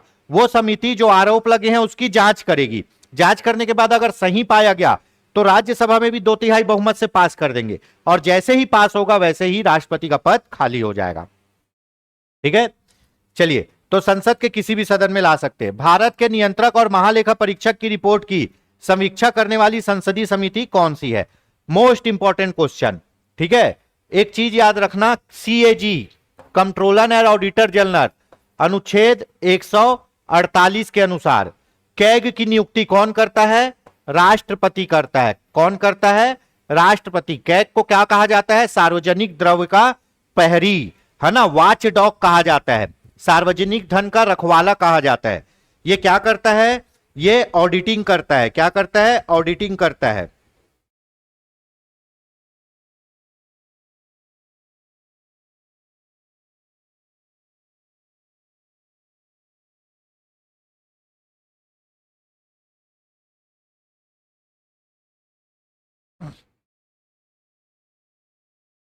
ठीक है, अभी वर्तमान कैग कौन है, संजय मूर्ति जी हैं। कौन है, संजय मूर्ति।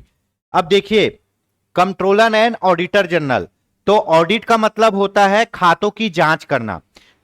तो भारत सरकार जो भी पैसा खर्चा करती है, भारत सरकार संचित निधि से जो भी पैसा निकालती है और खर्चा करती है, और भारत सरकार की जो पब्लिक सेक्टर यूनिट है, कंपनियां, वो जो पैसा उपयोग करती, खर्चा करती, लाभ कमाती है, पूरे का अकाउंट कौन देखता है, कैग देखता है। ठीक है, कैग पूरा ऑडिटिंग करने के बाद, कैग पूरा ऑडिटिंग करने के बाद अनुच्छेद 151 के अनुसार, अनुच्छेद 151 के अनुसार रिपोर्ट किसको देगा, रिपोर्ट देगा राष्ट्रपति को। किसको, राष्ट्रपति को। और राष्ट्रपति ये रिपोर्ट कहां रखवाएगा, लोकसभा में।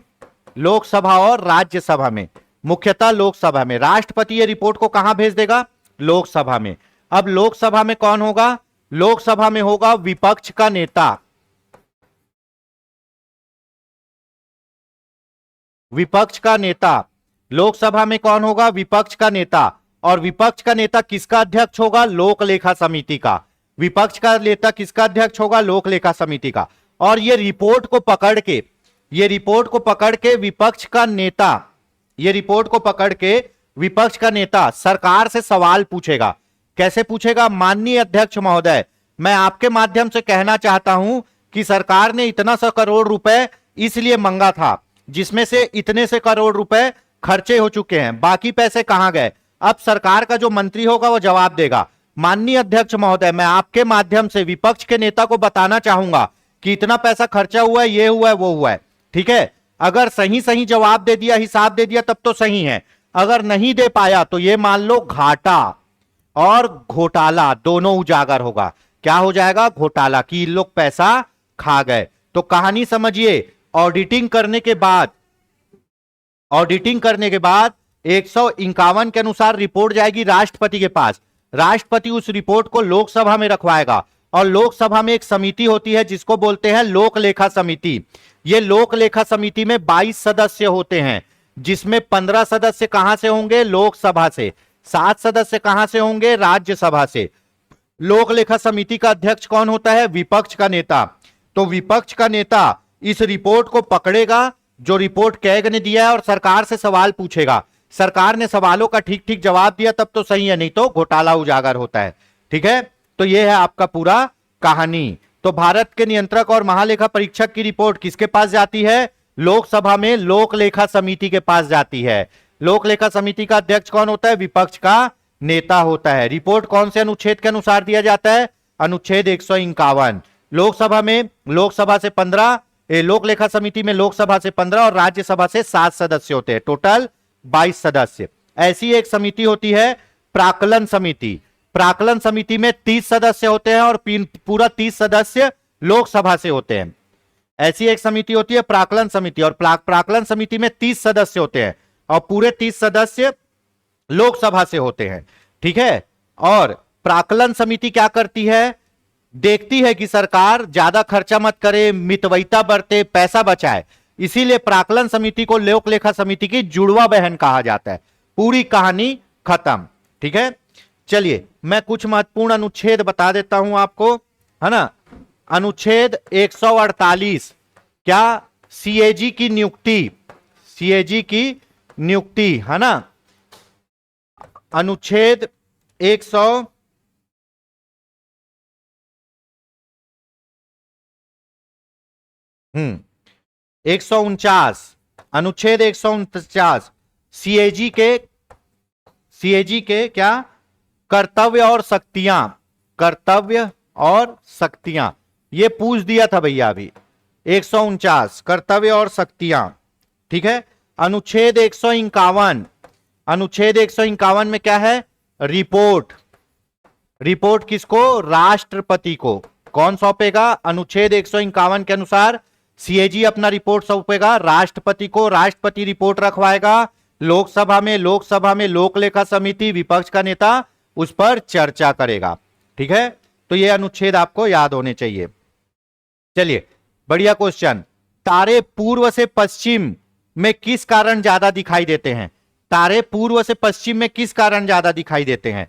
तो भैया हमारे यहां पूर्व से सूरज क्यों निकलता है? हमारे यहां पूर्व से सूरज क्यों निकलता है? क्यों? क्योंकि पृथ्वी पश्चिम से पूर्व की ओर घूम रही है। पृथ्वी कैसे घूम रही है? पश्चिम से पूर्व की ओर। ये पश्चिम, ये पूर्व, है ना। तो पृथ्वी पश्चिम से पूर्व की ओर दिख रही है। तो ये जब ऐसे आगे जाएगा तो तारे कहां से आएंगे? पूर्व से पश्चिम जाएंगे। कहां जाएंगे? पूर्व से पश्चिम।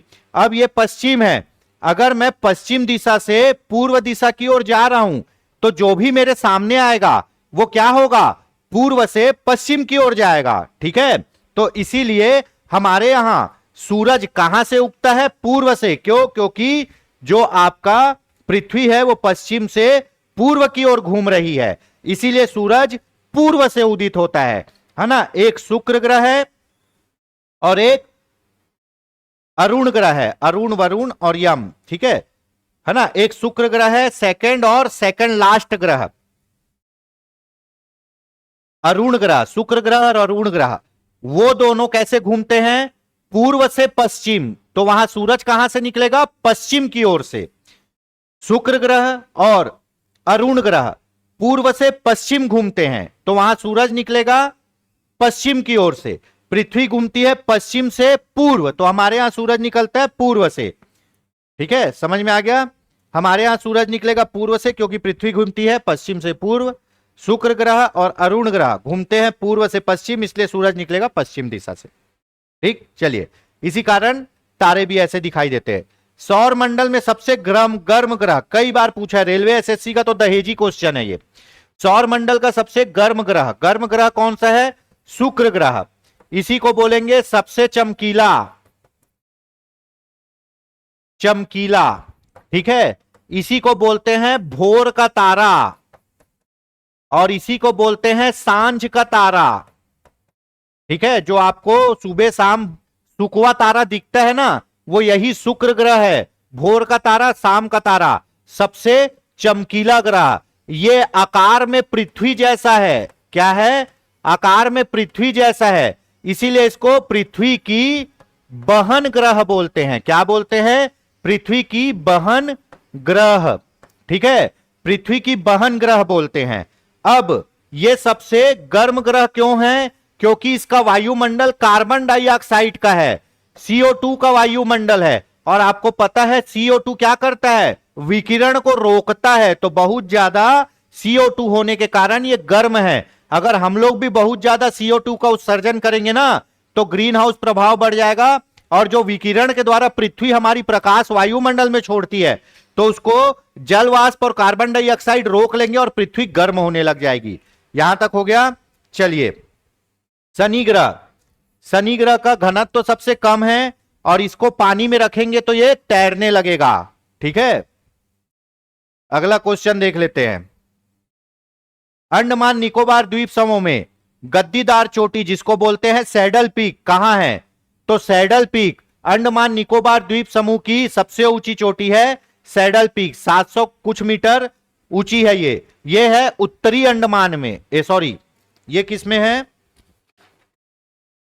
उत्तरी अंडमान में है।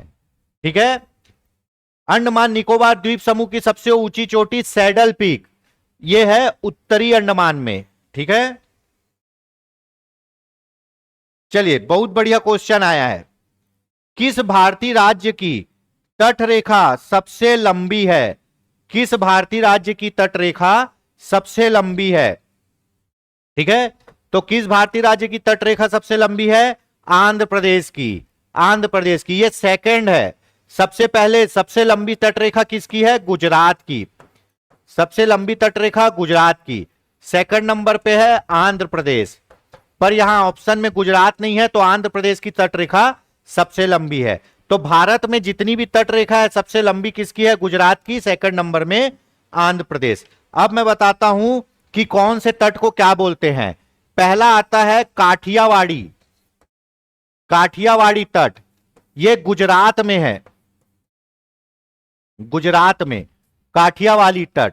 उसके बाद कोंकण तट, कोंकण तट ये महाराष्ट्र और गोवा में है। किसमें है? महाराष्ट्र और गोवा में।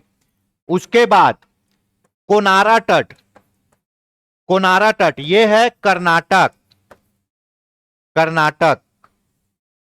ठीक है, उसके बाद आएगा मालाबार तट, मालाबार तट केरल। ये जितने भी तट हैं ये कहां हैं? अरब सागर में। कहां है? अरब सागर में। ठीक है, अरब सागर में है। कहां से चालू होता है? गुजरात से। गुजरात का काठियावाड़ी तट, गुजरात के काठियावाड़ी घोड़े बहुत फेमस है। गुजरात में काठियावाड़ी तट, महाराष्ट्र गोवा में कोंकण तट, कर्नाटक में कोनारा तट, केरल में मालाबार तट। ठीक है, ये ऐसे है। तो इधर के पूरे तट हो गए। अब अपने को जाना है इधर। तो आप जब आप घूम के इधर आओगे तो क्या आ जाएगा? बंगाल की खाड़ी। क्या आ जाएगा? बंगाल की खाड़ी। तो सबसे पहले क्या आएगा? कोरोमंडल तट। क्या आएगा? कोरोमंडल। ये कहां है? तमिलनाडु में। ये बहुत पूछता है। कोरोमंडल तट कहां है? तमिलनाडु। तमिलनाडु के बाद यहां आएंगे, इसको बोलते हैं उत्तरी सरकार। उत्तरी सरकार, उत्तरी सरकार तट, ये कहां है? आंध्र प्रदेश। कहां? आंध्र प्रदेश। उसके बाद क्या आएगा आपका? उत्कल तट। उत्कल तट क्या आएगा? उत्कल तट, ये कहां है? उड़ीसा। ठीक है, तो यहां पे कोरोमंडल तट, यहां उत्तरी सरकार और यहां उत्कल तट। तो ये तट के नाम है, ये भी पूछा जा सकता है। ठीक है,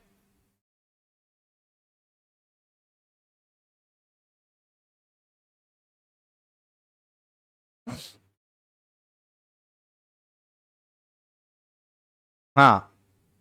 अब देखो, आंध्र प्रदेश में कौन होगा? उत्तरी सरकार तट होगा, उत्तरी सरकार। महाराष्ट्र में कौन सा तट होगा? कोंकण। उड़ीसा में उत्कल, और तमिलनाडु में कोरोमंडल। ठीक है, चलिए, वर्तमान स्थिति के अनुसार अंतरराष्ट्रीय सीमा से सीमा रेखा पर स्थित जिलों की संख्या है। छत्तीसगढ़ का पूछ रहा है। वर्तमान स्थिति के अनुसार अंतरराष्ट्रीय, अंतरराज्यीय जी, अंतरराज्यीय, वर्तमान स्थिति के अनुसार अंतरराज्यीय सीमा पर लगे जिलों की संख्या है। तो याद रखना 33 में 22 जिले सीमा रेखा पर हैं और 11 जिले क्या हैं? भू आवेष्टित। 11 जिले भू आवेष्टित, कहां के? छत्तीसगढ़ के। वर्तमान में 33 जिलों में 22 जिले सीमा रेखा पर हैं छत्तीसगढ़ की, 11 जिले भू आवेष्टित। भू आवेष्टित मतलब ऐसे जिले जो किसी दूसरे राज्य की सीमा को नहीं छूते, भू आवेष्टित। ठीक है, चलिए ऑप्शन 22। मां दंतेश्वरी मक्का प्रसंस्करण केंद्र कहां है? आपको पता है, मां दंतेश्वरी मक्का प्रसंस्करण केंद्र कोंडागांव के कोकोड़ी गांव में है, कोंडागांव के कोकोड़ी ग्राम में। ठीक है, यहां मक्के को प्रोसेस करके प्रतिदिन 80 किलो लीटर, मतलब 80,000 लीटर क्या बनाया जा रहा है? इथेनॉल बनाया जा रहा है। इथेनॉल जो आपके पेट्रोल में मिलेगा। ठीक है, एक तो मक्का से इथेनॉल यहां बनाया जा रहा है, दूसरा कहां? भोरमदेव, भोरमदेव शक्कर कारखाने में। ठीक है, इथेनॉल, छत्तीसगढ़ का पहला इथेनॉल प्लांट, छत्तीसगढ़ का प्रथम इथेनॉल प्लांट कहां? भोरमदेव सहकारी शक्कर कारखाने में स्थापित किया गया, छत्तीसगढ़ का पहला इथेनॉल प्लांट। ये देश का पहला पीपीपी मॉडल पर आधारित इथेनॉल प्लांट है। PPP model, public private partnership. प्रतिदिन यहां भी 80 किलो लीटर, मतलब 80,000 लीटर क्या? इथेनॉल बनाया जाएगा। यहां गन्ने से बनाया जाएगा और यहां मक्का से बनाया जाएगा। ठीक है, यह है मां दंतेश्वरी मक्का प्रसंस्करण केंद्र। एक है दंतेश्वरी मैया शक्कर कारखाना, वो कहां है? बालोद में। दोनों अलग अलग है, ऑप्शन सी। अगला क्वेश्चन, 1920 में महात्मा गांधी के साथ कौन आया था? देखिए, महात्मा गांधी 2 बार छत्तीसगढ़ आए। ठीक है, महात्मा गांधी 2 बार छत्तीसगढ़ आए।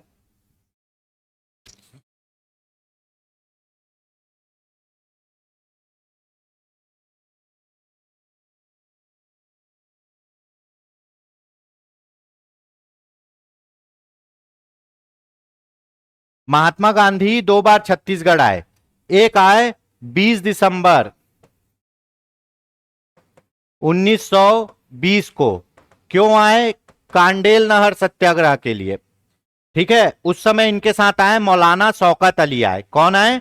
मौलाना शौकत अली आए। ठीक है, चलिए, 20 दिसंबर को कहां पहुंचे? रायपुर पहुंचे। 21 को कहां पहुंचे? धमतरी पहुंचे। ठीक, 20 दिसंबर 1920 को कांडेल नहर सत्याग्रह, रायपुर आए, धमतरी पहुंचे। क्यों आए थे ये? असहयोग आंदोलन में समर्थन मांगने, असहयोग आंदोलन में समर्थन मांगने।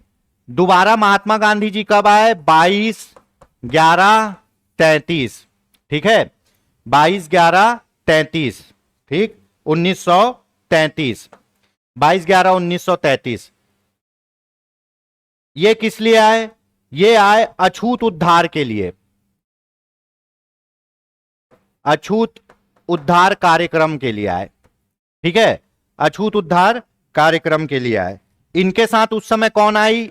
मीराबेन आई, मीराबेन, और ठक्कर, ठक्कर बापा आए। मीराबेन, ठक्कर बापा, है ना। महादेव देसाई, महादेव देसाई भी साथ आए। और कौन आई? जमनालाल बजाज की पुत्री, जमनालाल बजाज की पुत्री भी साथ में आई। ठीक, ये कहानी समझ लिए। 22 नवंबर 1933 को छत्तीसगढ़ आए कौन?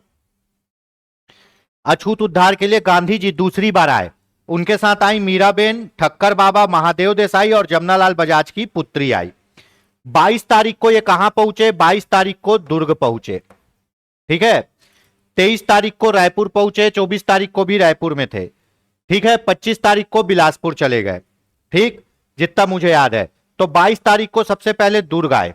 यहां तक हो गया, अछूत उद्धार के लिए आए थे। ठीक है, अब इनके अछूत उद्धार करने से पहले 1925 नवंबर में, 1925 नवंबर में पंडित सुंदरलाल शर्मा ने अछूत उद्धार कार्यक्रम के तहत रायपुर के राम मंदिर में अछूतों को प्रवेश करा दिया था।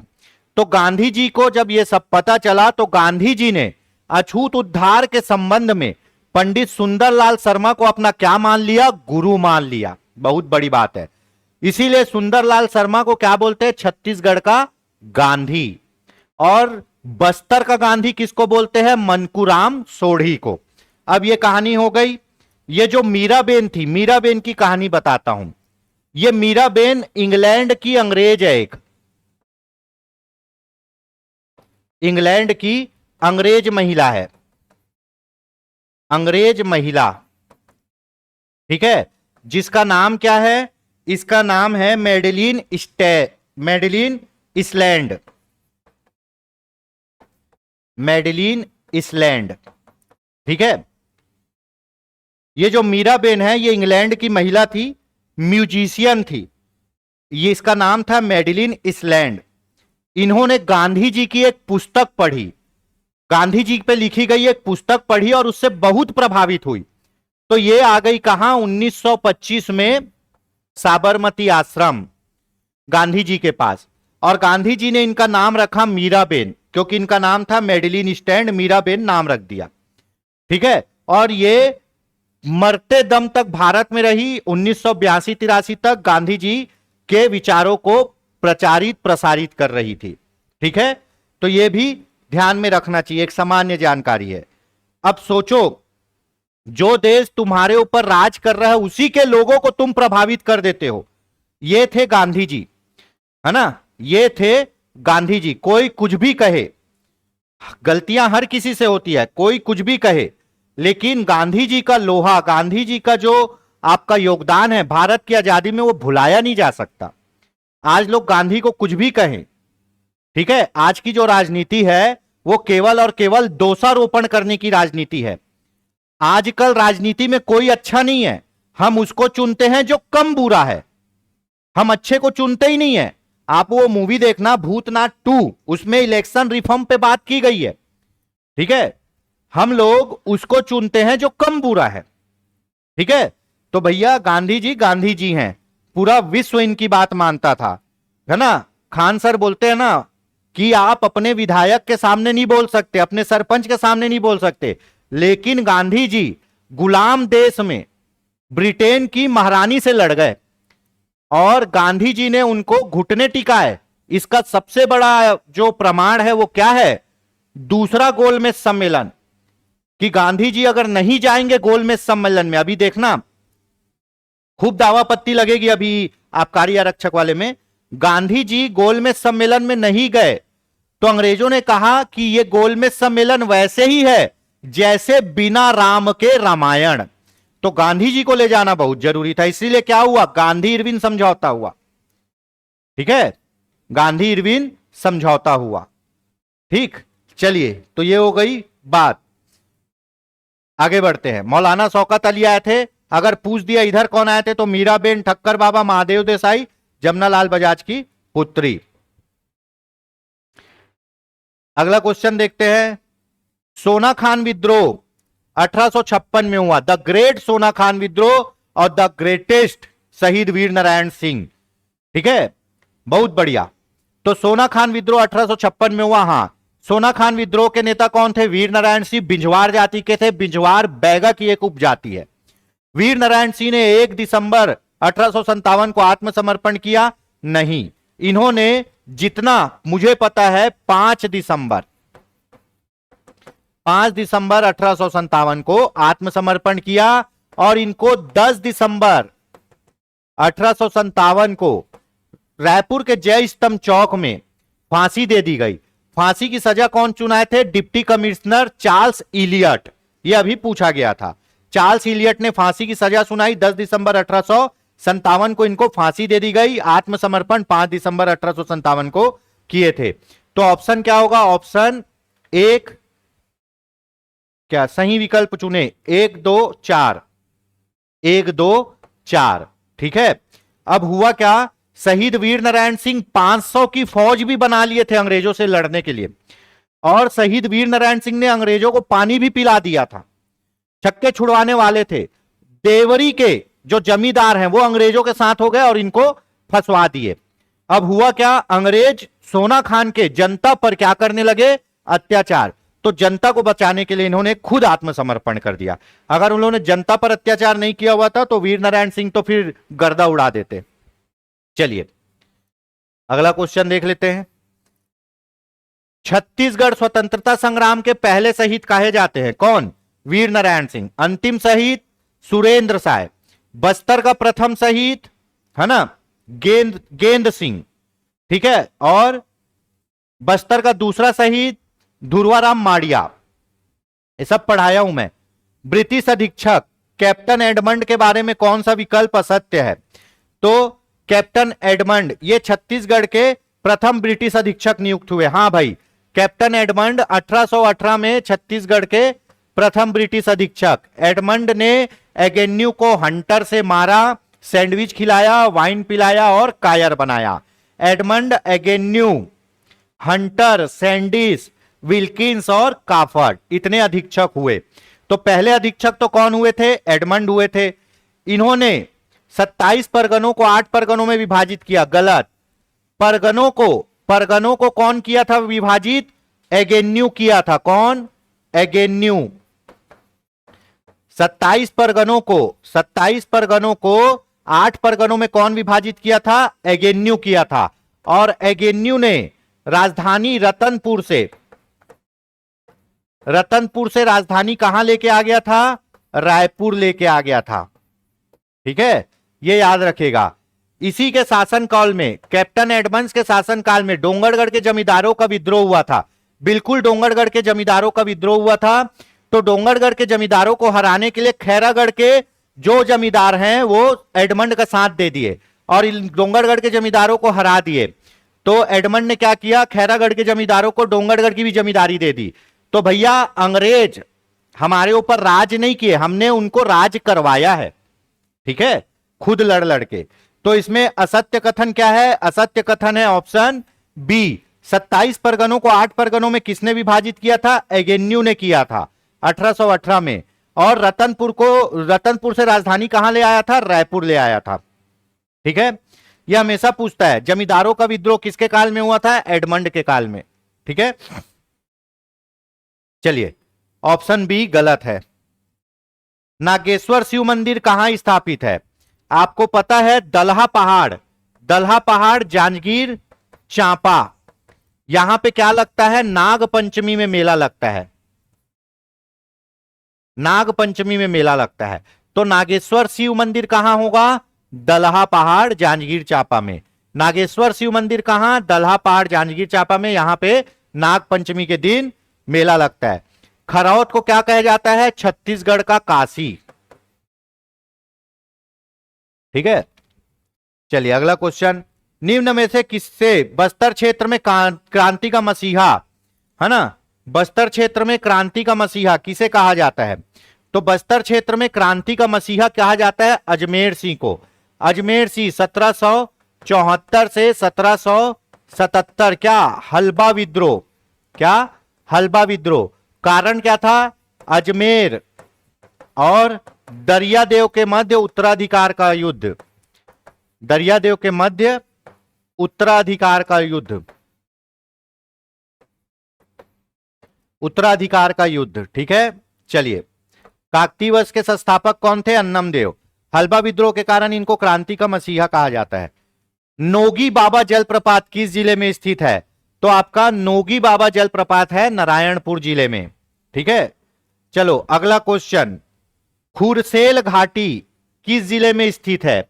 खुरसेल घाटी, तो मैं बता दूं, खुरसेल घाटी है आपका नारायणपुर जिले में, है ना। खुरसेल घाटी नारायणपुर जिले में। यह किस लिए प्रसिद्ध है? यह है सागौन वन के लिए। सागौन वन के लिए प्रसिद्ध है खुरसेल घाटी। छत्तीसगढ़ में सागौन वन का प्रतिशत कितना है? 9.42। और हमारा सागौन कौन सी प्रजाति का है? बर्मा प्रजाति का, बर्मा म्यांमार प्रजाति का। ठीक है, तो खुरसेल घाटी नारायणपुर में सागौन वनों के लिए प्रसिद्ध है। अब एक आती है क्या आपका केशकाल घाटी। केशकाल घाटी, यह किसके लिए? साल वनों के लिए। किसके लिए? साल वनों के लिए। बस्तर को साल वनों का द्वीप कहा जाता है। साल वनों के लिए। छत्तीसगढ़ में साल वन का प्रतिशत है 40.40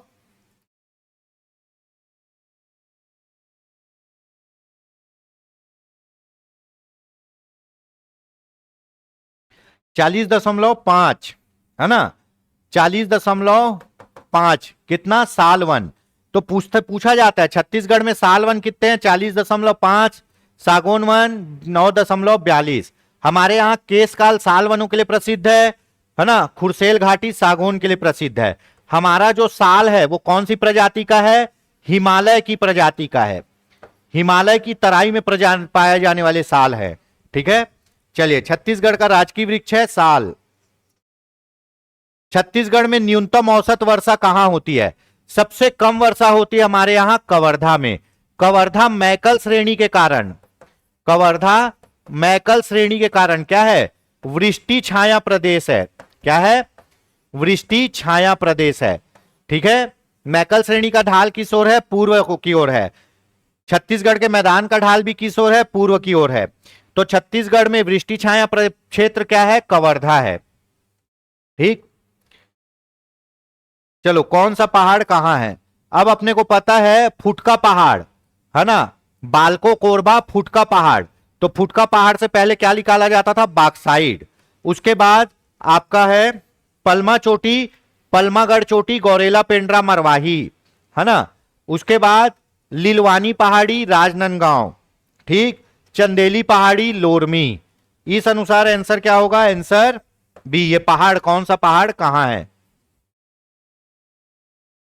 कथनों पर विचार करिए। छत्तीसगढ़ का सबसे बड़ा पाठ सामरी पाठ है। बताइए भाई, छत्तीसगढ़ के सबसे बड़ा पाठ सामरी पाठ है? नहीं, छत्तीसगढ़ का सबसे ऊंचा पाठ है। ये क्या है? समरी पाठ, बलरामपुर सबसे ऊंचा पाठ, है ना। समरी पाठ कहां? बलरामपुर। बलरामपुर सबसे ऊंचा पाठ। सबसे बड़ा पाठ कौन सा है? जसपुर पाठ। छत्तीसगढ़ का सबसे बड़ा पाठ है जसपुर पाठ। छत्तीसगढ़ का सबसे ऊंचा पाठ है क्या? बलरामपुर में समरी पाठ।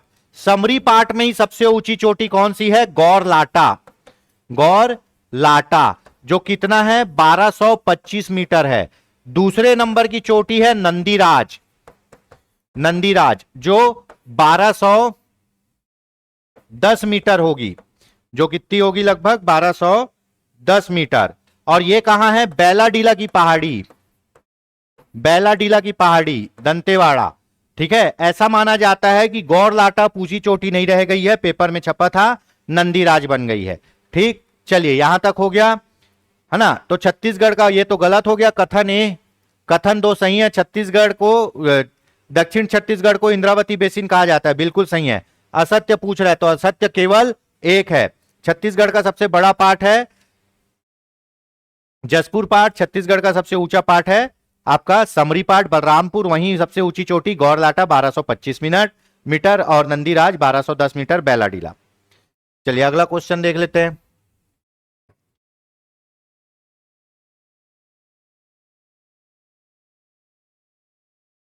सत्रह में रतनपुर राज्य पर नागपुर के किस भोसला शासक के समय भास्कर पंत ने आक्रमण किया, है ना? तो नागपुर का राजा कौन था जब 1741 में? किसमें? रघुजी ने, रघुजी पर। किस पर?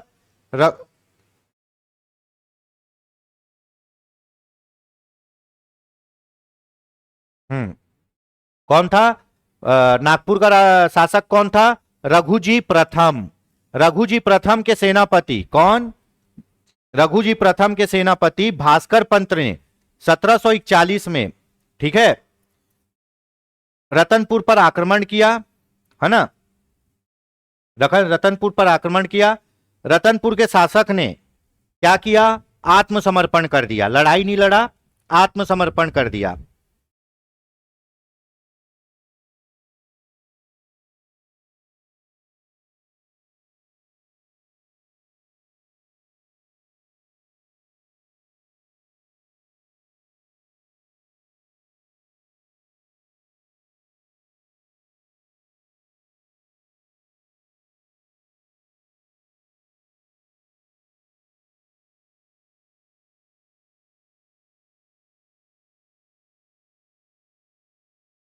ठीक, चलिए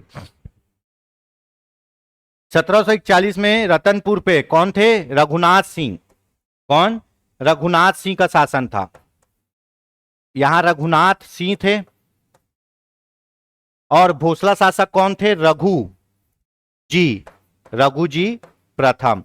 दोनों रघु रघु थे। तो रघु जी प्रथम भोसला शासक के सेनापति भास्कर पंत ने 1741 में रतनपुर पर आक्रमण किया। वहां शासक था रघुनाथ सिंह का। रघुनाथ सिंह अपने पुत्र वियोग और वृद्धावस्था के कारण युद्ध नहीं लड़े, पूरा आत्मसमर्पण कर दिए। ठीक है, चलिए रघुजी प्रथम, है ना? उसके बाद जब रघुजी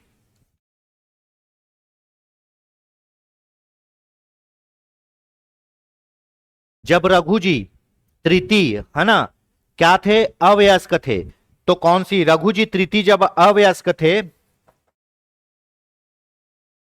रघुजी तृतीय जब अवयस्क थे तभी क्या हुआ? अधीक्षकों की नियुक्ति हुई। क्या हुआ? अधीक्षकों की नियुक्ति, है ना, एडमंड एगेन्यू की। चलो यहां तक हो गया।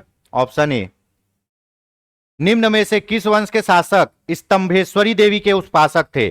तो स्तंभेश्वरी देवी के उपासक थे आपके पर्वत द्वारक वंश के शासक। पर्वत द्वारक वंश के शासक स्तंभेश्वरी देवी के उपासक थे। कौन से क्षेत्र में थे? गरियाबंद, गरियाबंद क्षेत्र, देवभोग में थे ये। ठीक है, अगला क्वेश्चन देख लेते हैं। खैरागढ़ नगर किस नदी के तट पर है? तो खैरागढ़ नदी नगर है आमनेर नदी के तट पर। खैरागढ़ में आमनेर प्लस मुस्का प्लस पिपरिया, ये तीन नदियों का संगम है। कहां? खैरागढ़ में। आमनेर, मुस्का और पिपरिया। खैरागढ़ में क्या है? संगीत विश्वविद्यालय है। छत्तीसगढ़ की कौन सी नदी प्राकृतिक स्वर्ण कणों के लिए प्रसिद्ध है? हमेशा पूछा जाता है छत्तीसगढ़ की कौन सी नदी में क्या मिलता है? सोना मिलता है ना? तो छत्तीसगढ़ की ईब नदी में सोना मिलता है, जो कहां बहती है? जसपुर में। जसपुर में। कहां से निकलती है? पंडरापाट। पंडरापाट जसपुर से निकलती है भैया। ईब नदी जसपुर में बहती है, सोने के कण पाए जाते हैं। पंडरापाट जसपुर। ठीक, ये क्वेश्चन पहले पूछा जाता था नदी की लंबाई वाला, है ना? तो अपने को पता है छत्तीसगढ़ में छत्तीसगढ़ की सबसे लंबी नदी शिवनाथ नदी। शिवनाथ नदी 290 किलोमीटर लंबी है ना? छत्तीसगढ़ में महानदी कितना बहती है? 286। और महानदी की कुल लंबाई कितनी है? कुल लंबाई है 858 किलोमीटर। तो छत्तीसगढ़ में बहने वाली सबसे लंबी नदी शिवनाथ, छत्तीसगढ़ से होकर बहने वाली सबसे लंबी नदी महानदी। इसी महानदी पर हीराकुंड बांध बना हुआ है। ठीक है, अब देख लेते हैं। ठीक,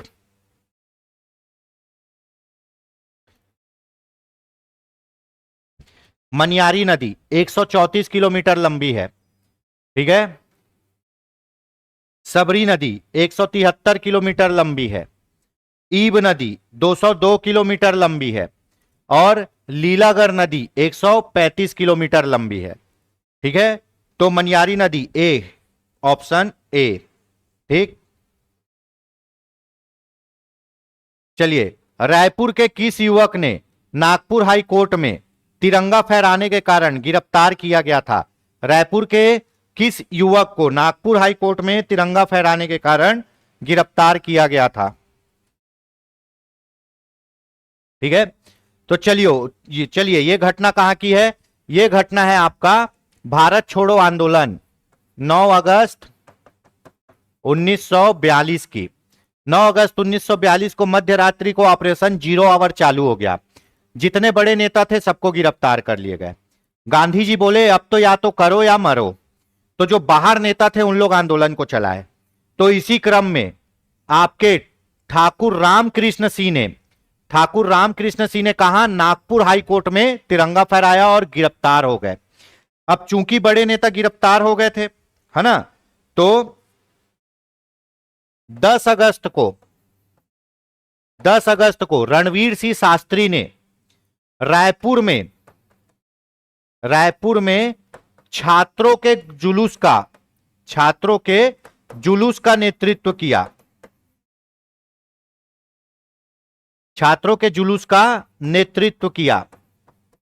ठीक है। यह भी पूछा गया है कि भारत छोड़ो आंदोलन के दौरान रायपुर में कौन से छात्र थे? छत्तीसगढ़ महाविद्यालय के छात्र थे।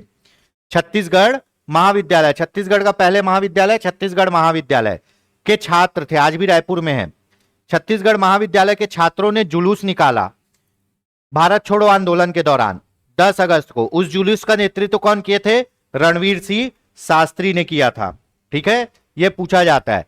और 9 अगस्त को तिरंगा कौन फहराए? ठाकुर राम सिंह फहराए। कहां? नागपुर हाईकोर्ट में। और क्या हो गए? गिरफ्तार हो गए। याद रखिए बहुत से आयोजनों पे अलग अलग जगह अलग अलग तिरंगा फहराया गया, ठीक है। चलो पानी पी लेते हैं भैया।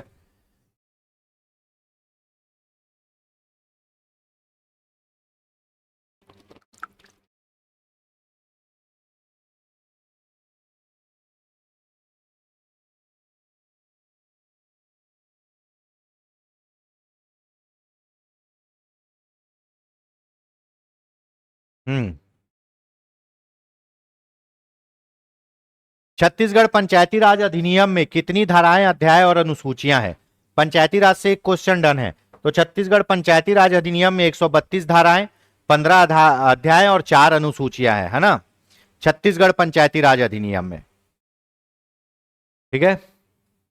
चलो आज का आखिरी क्वेश्चन छत्तीसगढ़ के पंचायती राज से। आपको पता है हमने ईडीओ में लेट के पढ़ा है, अनुच्छेद धारा 40 के अनुसार पंचायत के पदाधिकारियों को हटाना, धारा 39 के अनुसार पंचायत के पदाधिकारियों का निलंबन, धारा 37 के अनुसार पंचायत का पदाधिकारी स्वयं त्यागपत्र दे देगा और त्यागपत्र देने के बाद जब जगह खाली होगा तो धारा 38 के अनुसार जगह भरेगा, ठीक है। नाम लाइन से है, धारा 37 के अनुसार त्यागपत्र दिया, धारा 38 के अनुसार उस जगह को भरे। अगर कोई पंचायत पदाधिकारी के ऊपर कोई आरोप लगा तो धारा 39 के अनुसार पहले उसको निलंबित किया जाएगा, फिर उस पर कार्रवाई होगी। कार्रवाई के बाद अगर वो दोषी पाया जाता है तो धारा 40 के अनुसार उसको हटा दिया जाएगा। तो इस अनुसार ऑप्शन क्या हो जाएगा? ऑप्शन हो जाएगा ए का 4 ऑप्शन डी, ठीक है।